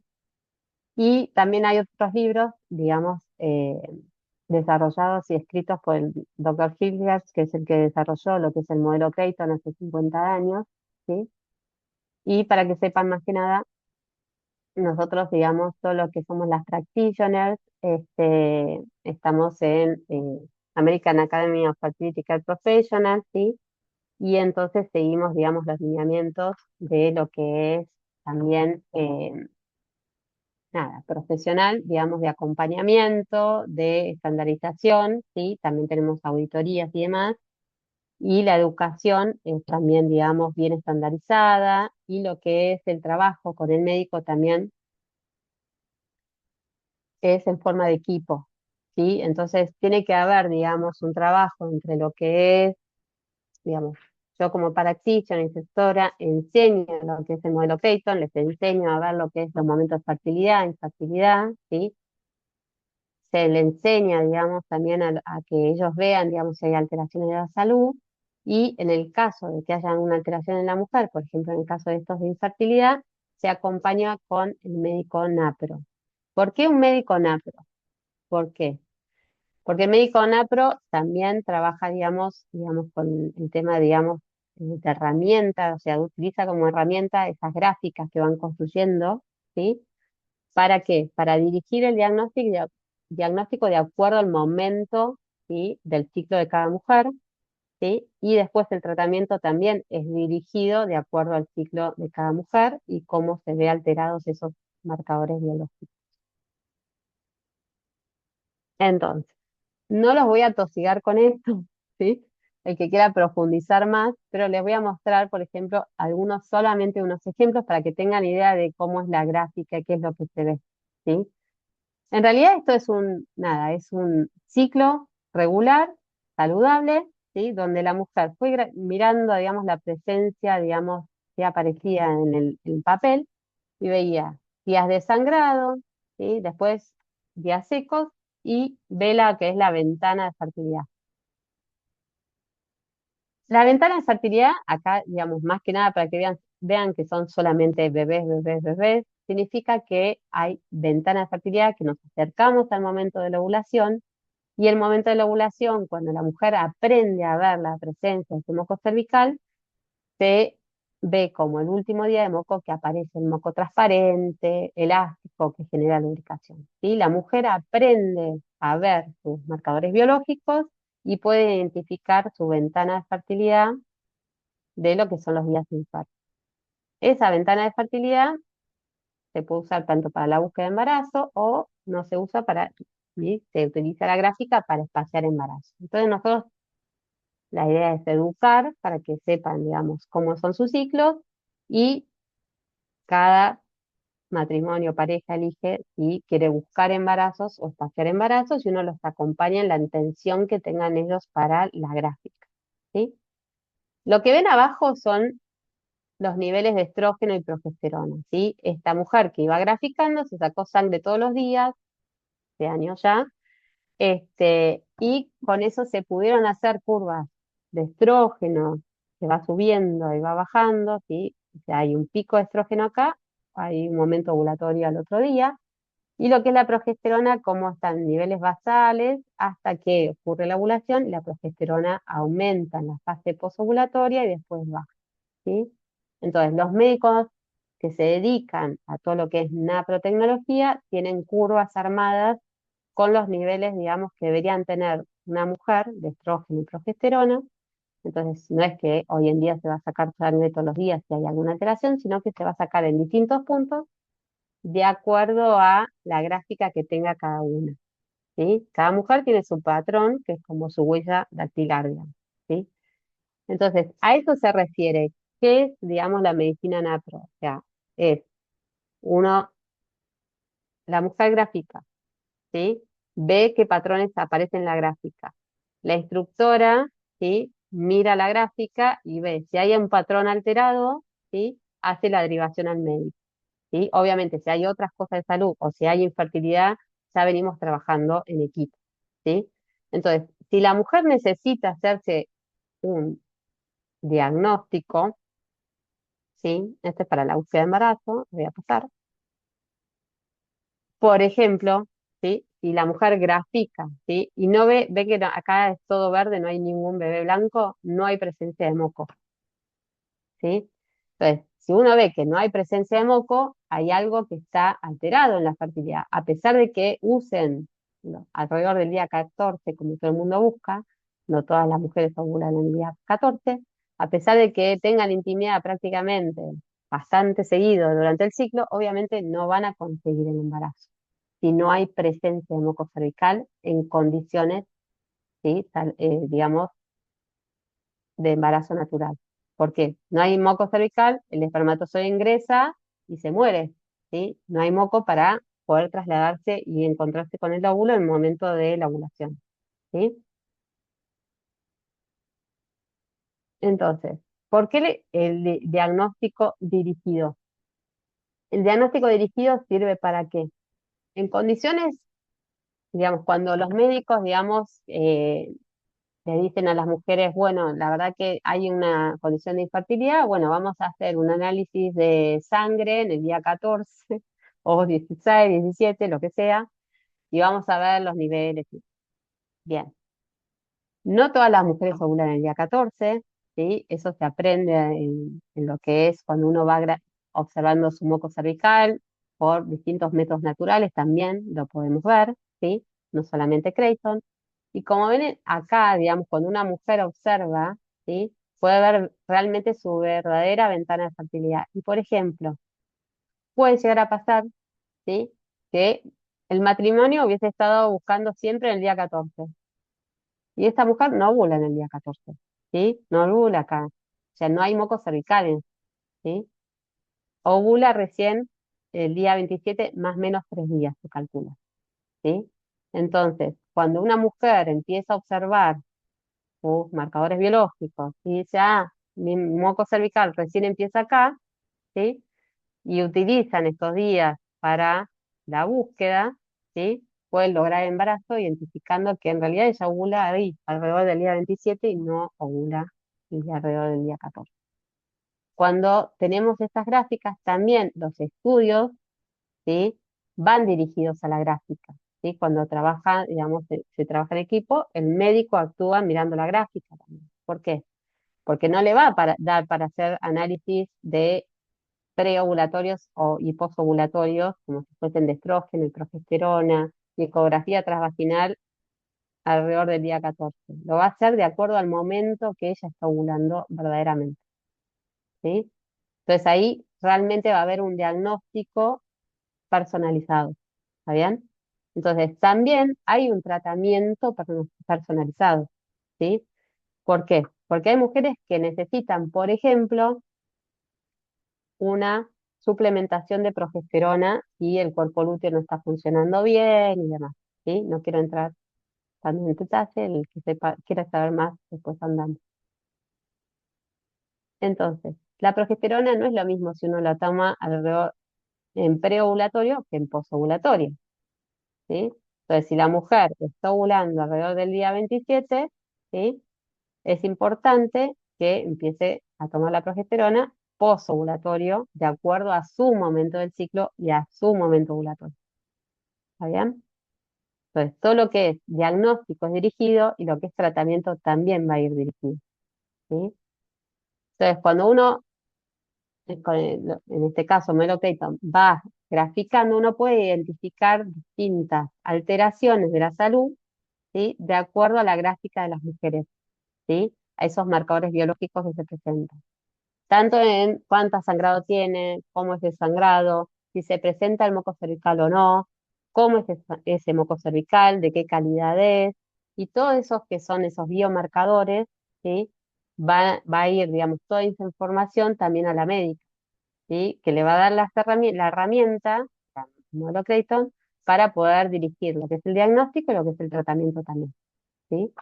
Entonces, si ven estos casos, sí, por ejemplo, acá hay un solo día de moco cervical, ya el tema de la concepción en forma natural va a ser mucho más difícil. Por ahí hay mujeres que están ovulando en días secos, el espermatozoide no se va a unir con el óvulo, ¿sí?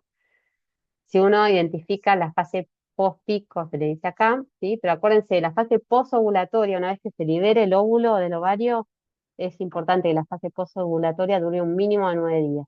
¿Por qué? Pues si buscan embarazo, ¿sí? El embrión se va a implantar de 7 a 10 días después, ¿sí?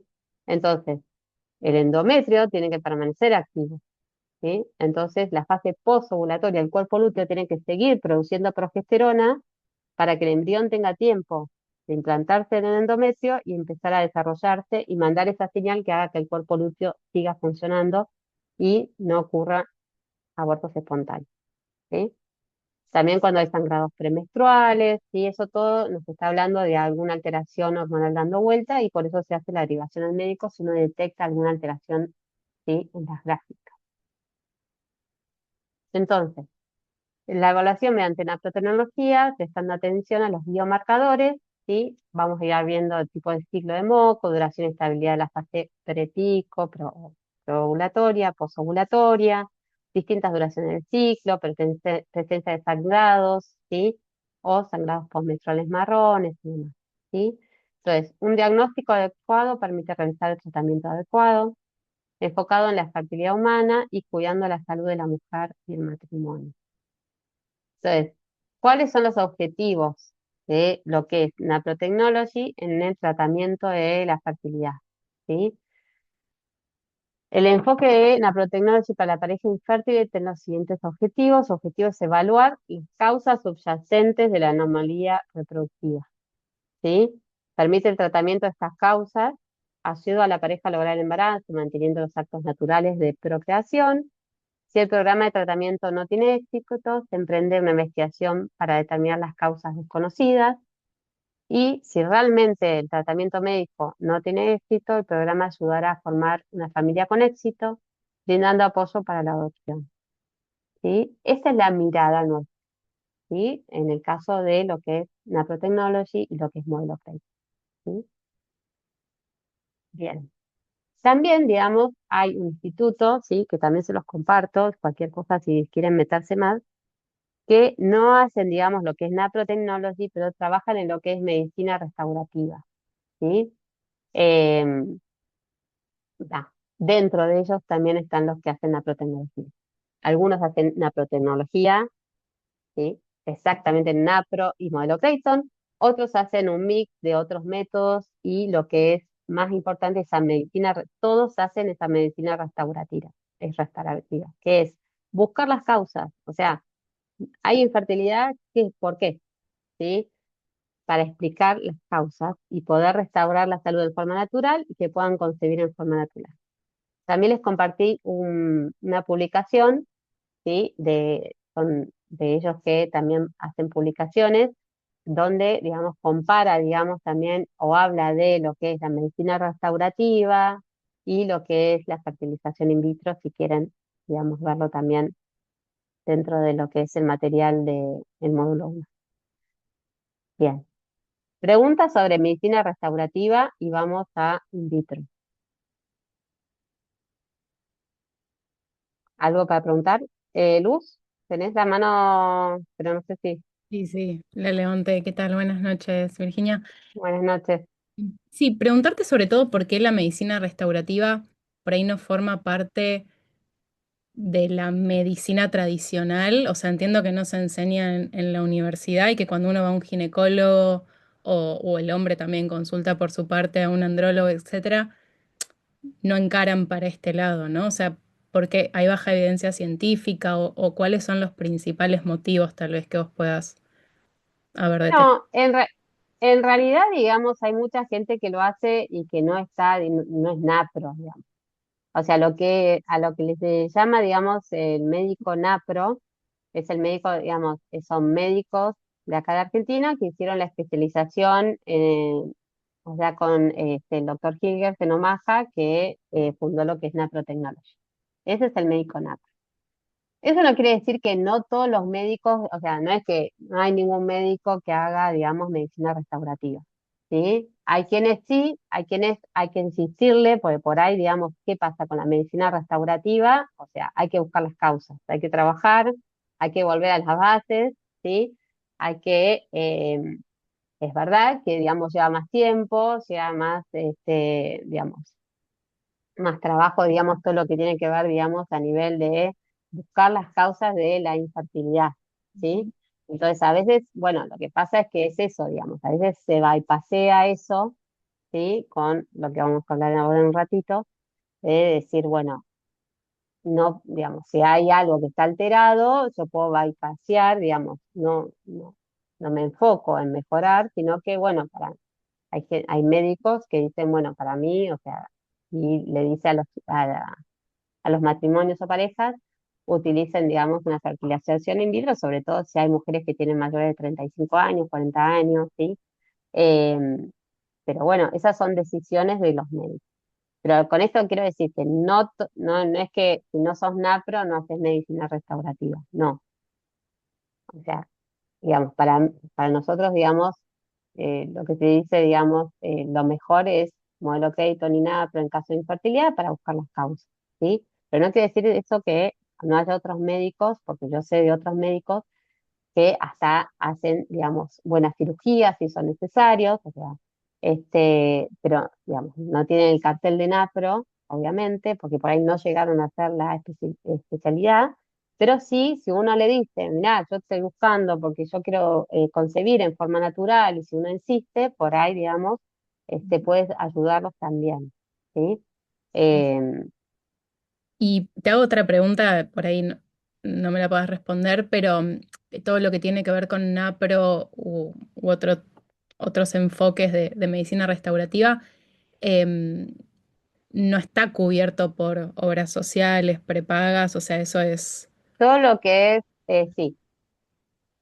Todo lo que es, digamos, eso estamos intentando hace muchos años, todo lo que es diagnóstico y tratamiento, sí, porque es lo mismo convencional, o sea, no es algo, o sea, cirugía, laparoscopía y demás, o sea, eso es, digamos, de base. Por eso yo digo, digamos, es como la medicina de buscar las bases tradicional, digamos, ¿sí? Sí, todo lo que tiene que ver con diagnóstico y tratamientos, y hay cosas que por ahí, digamos, o sea, piden más papeleo por ahí, por algún medicamento específico y demás, como para constatar y demás. Lo que es el tema de que todavía no, digamos, está hoy en, o sea, lo que es la consulta, sí es consulta, digamos, privada, obviamente, pero bueno, si se, después ahonden en el tema, no es algo inaccesible y también hay formas de buscar la forma de, digamos, de que sean más accesibles. Ok. Pero todo lo que es diagnóstico y tratamiento, sí, lo Bien. cubren normalmente, digamos, algo que tenga, o sea, las prepagas, obras sociales y demás, son estándar, digamos, son, digamos que por ahí se hace el diagnóstico, no se hace nada raro, extraño y demás. ¿Sí? Bien. Pero bueno, Claro, cualquier pregunta puntual pueden preguntarle a alguna médica napro. Acuérdense, yo no soy médica napro, pero sí puedo hablar. bien, ¿Sí? gracias. Nada. Bueno, cualquier duda, si no, avanzamos con lo que es in vitro. Bien, entonces, eh, el abordaje entonces, por un lado, la medicina restaurativa, ¿sí? Y ahora vamos a ver un poquito lo que son las técnicas de reproducción asistida, ¿sí? Entonces, aclaro, yo soy bióloga, soy bióloga, o sea, tengo, digamos, tengo mi formación, digamos, en biología molecular, después hice un doctorado en neurociencia. Alguna vez me interesó, digamos, lo que era la in vitro y demás, averigüé y demás, pero si hay alguien que sepa más del tema, obviamente se abre el debate en el foro, obviamente bienvenido sea, ¿sí? Si hay algo que tengan que acotar y demás, ¿sí? Entonces, las técnicas de reproducción asistida, sí, que le dicen CRA, implican la manipulación de los espermatozoides y los óvulos o los embriones in vitro con el objetivo de producir embarazos, ¿sí? Entonces, tenemos dos tipos, ¿sí? Una es la inseminación intrauterina, ¿sí? Y otra es la fertilización in vitro convencional, ¿sí? O fertilización in vitro con ICSI, ¿sí? Que es la infección citoplasmática, ¿sí? Que ahora lo vamos a ver. Entonces,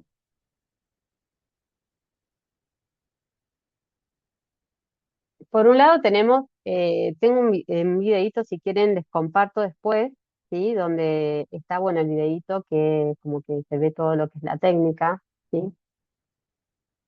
Lo que es la inseminación intrauterina, ¿sí? Es la estimulación ovárica de la mujer con distintos, digamos, eh, pastillas y distintas infecciones y demás. ¿Para qué? Se estimula, digamos, el ovario para poder captar distintos folículos en desarrollo, ¿sí?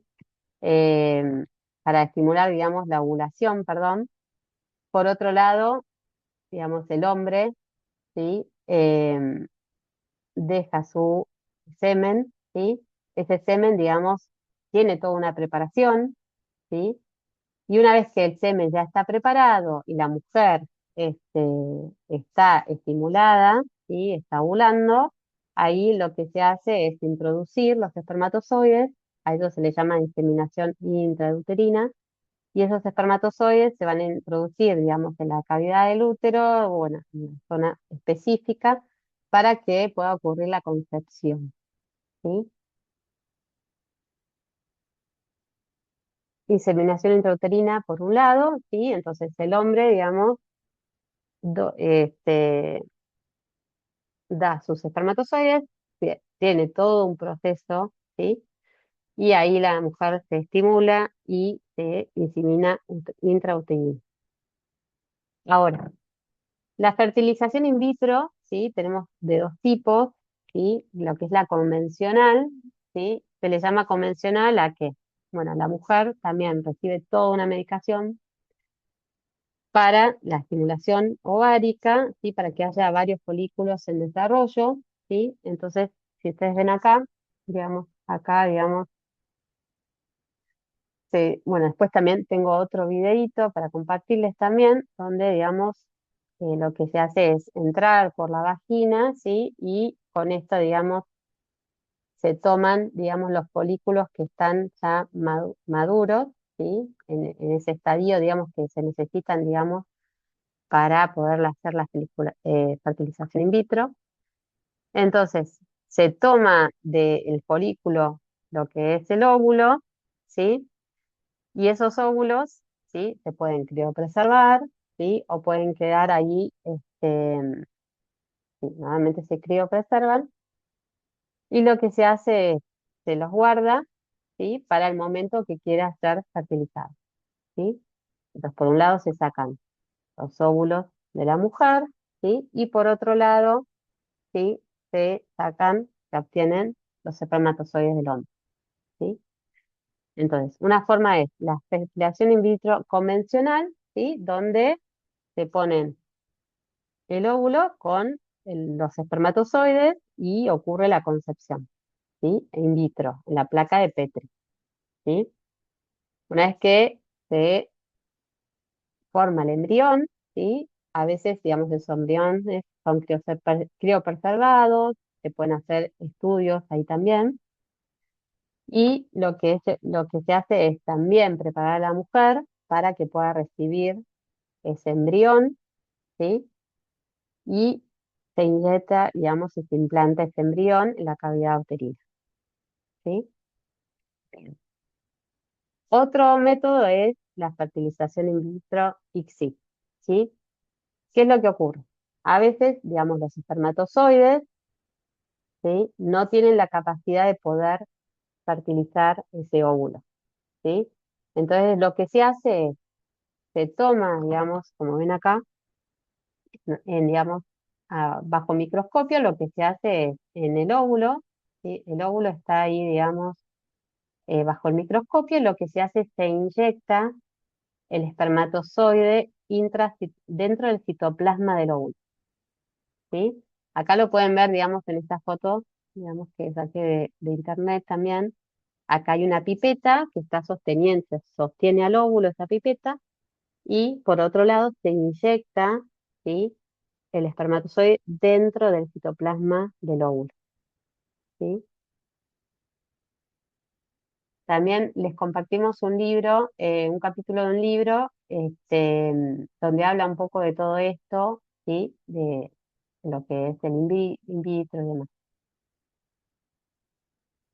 Bien, entonces, todo lo que tiene que ver con esta fertilización in vitro, está la estimulación ovárica, cómo se sacan esos folículos por función folicular, se sacan esos óvulos, ¿sí? Y cómo, digamos, dentro de lo que es la placa de Petri, digamos, en la fertilización in vitro convencional, se juntan con los espermatozoides, ¿sí? Que también los espermatozoides necesitan toda una preparación previa, obviamente, ocurre la fecundación, y ahí se hacen los cultivos embrionarios, se criopreservan embriones, ¿sí? Y otros serán implantados con transferencia embrionaria, ¿sí?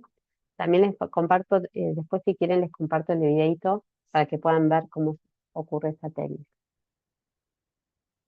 Entonces, los tipos de fertilización in vitro que pueden llegar a dar, ¿sí? Porque uno habla de óvulo y habla de espermatozoide, ¿sí? Pero no siempre el óvulo y el espermatozoide pertenecen a la pareja, ¿sí? O al matrimonio, ¿sí? Entonces, esto que ven acá es la criopreservación, ¿sí? Este es un tanque de nitrógeno líquido, ¿sí? Y así es como, digamos, o sea, hoy en día debe haber unos tanques mucho más bonitos, ¿sí? Encontré esa foto para que lo vean. Se sumergen en nitrógeno líquido y ahí esperan lo que sean los óvulos, lo que sean los espermatozoides, o si son embriones también, ¿sí? Entonces, tipos de fertilización in vitro hoy en día hay un montón, ¿sí? La fertilización in vitro con óvulos propios, ¿sí? De la mujer y el semen de la pareja, ¿sí? Como yo le decía, ¿sí? La pareja, cada uno dona por sus lados y se junta, ¿sí? Fertilización in vitro con óvulos propios y semen de un donante, ¿sí? A veces por ahí el marido o la pareja no tiene, o sea, por ahí hay una esterilidad en el varón donde no tiene espermatozoides y entonces se recurre a un donante para, digamos, fertilizar los óvulos de su mujer. Fertilización in vitro con óvulos del donante, ¿sí? Óvulos se llama ovodonación, ¿sí?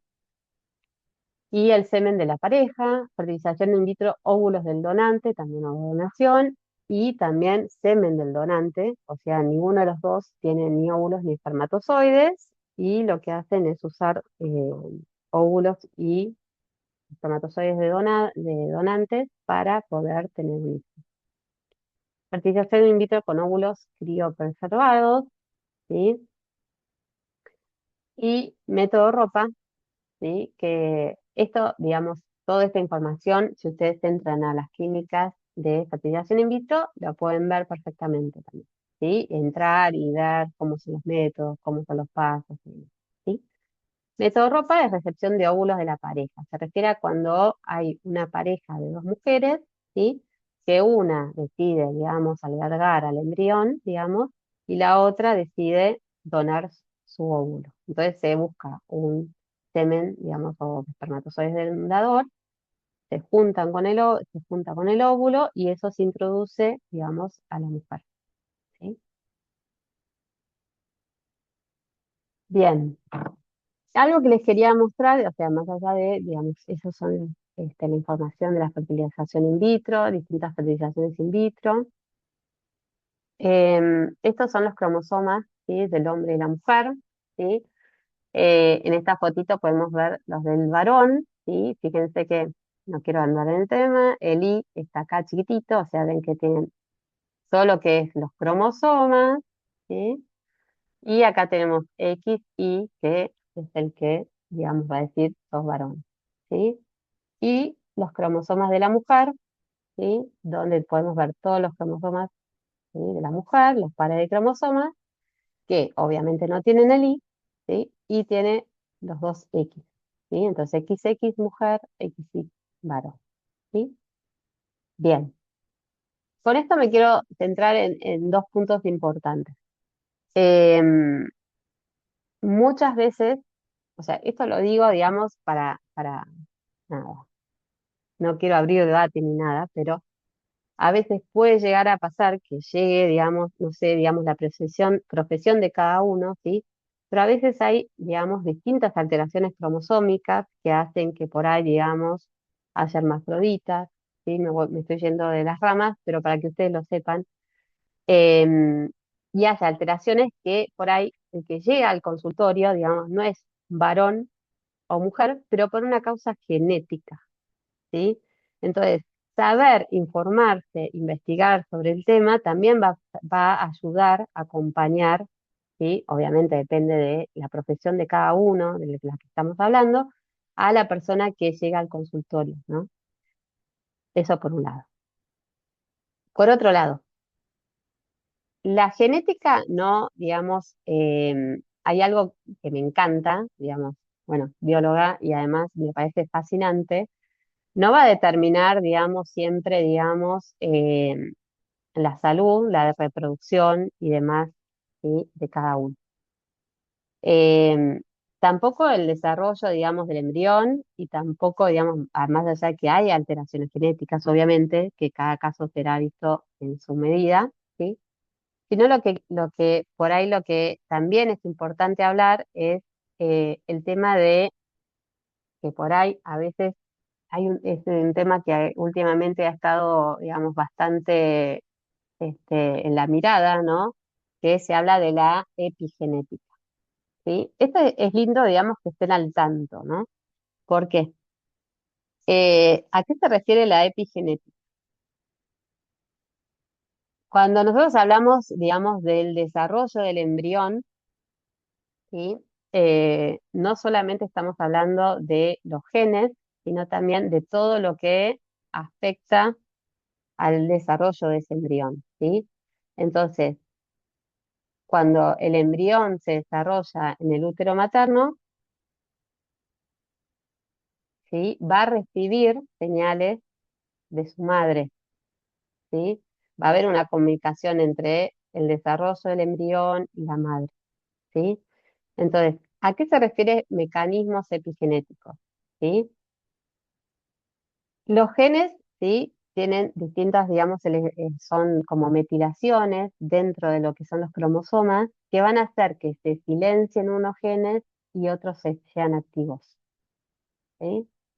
Entonces, no es que, digamos, todo esto para que no hablemos solamente de la genética del óvulo, del esperma, sino que siempre también todo lo que tiene que ver intrauterino, ¿sí? Y en el desarrollo, digamos, de la vida de cada uno, va a actuar, digamos, también en lo que es a futuro, ¿sí?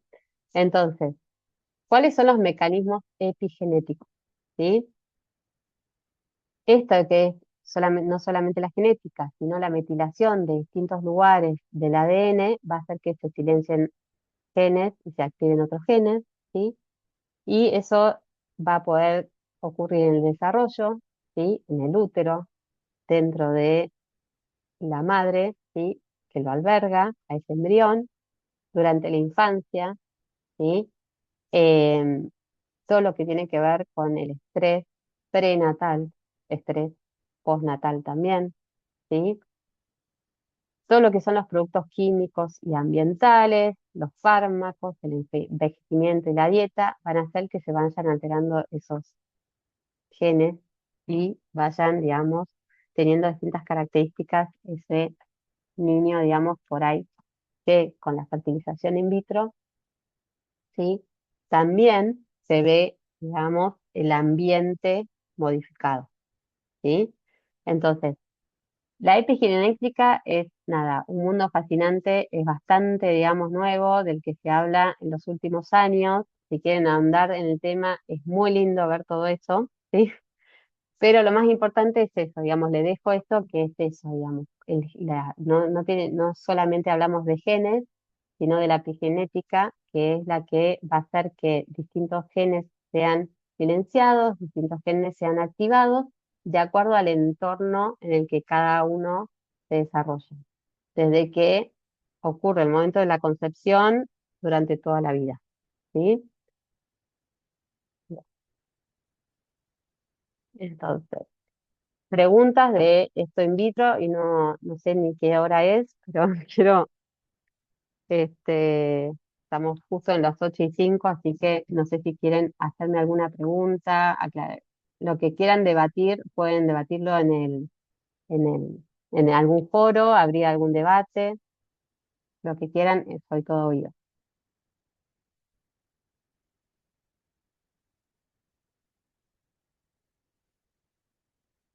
Si no tienen una pregunta, perfecto, no hay ningún problema. Pero si tienen alguna duda, pregunta, acotación y demás, perfecto, ¿sí?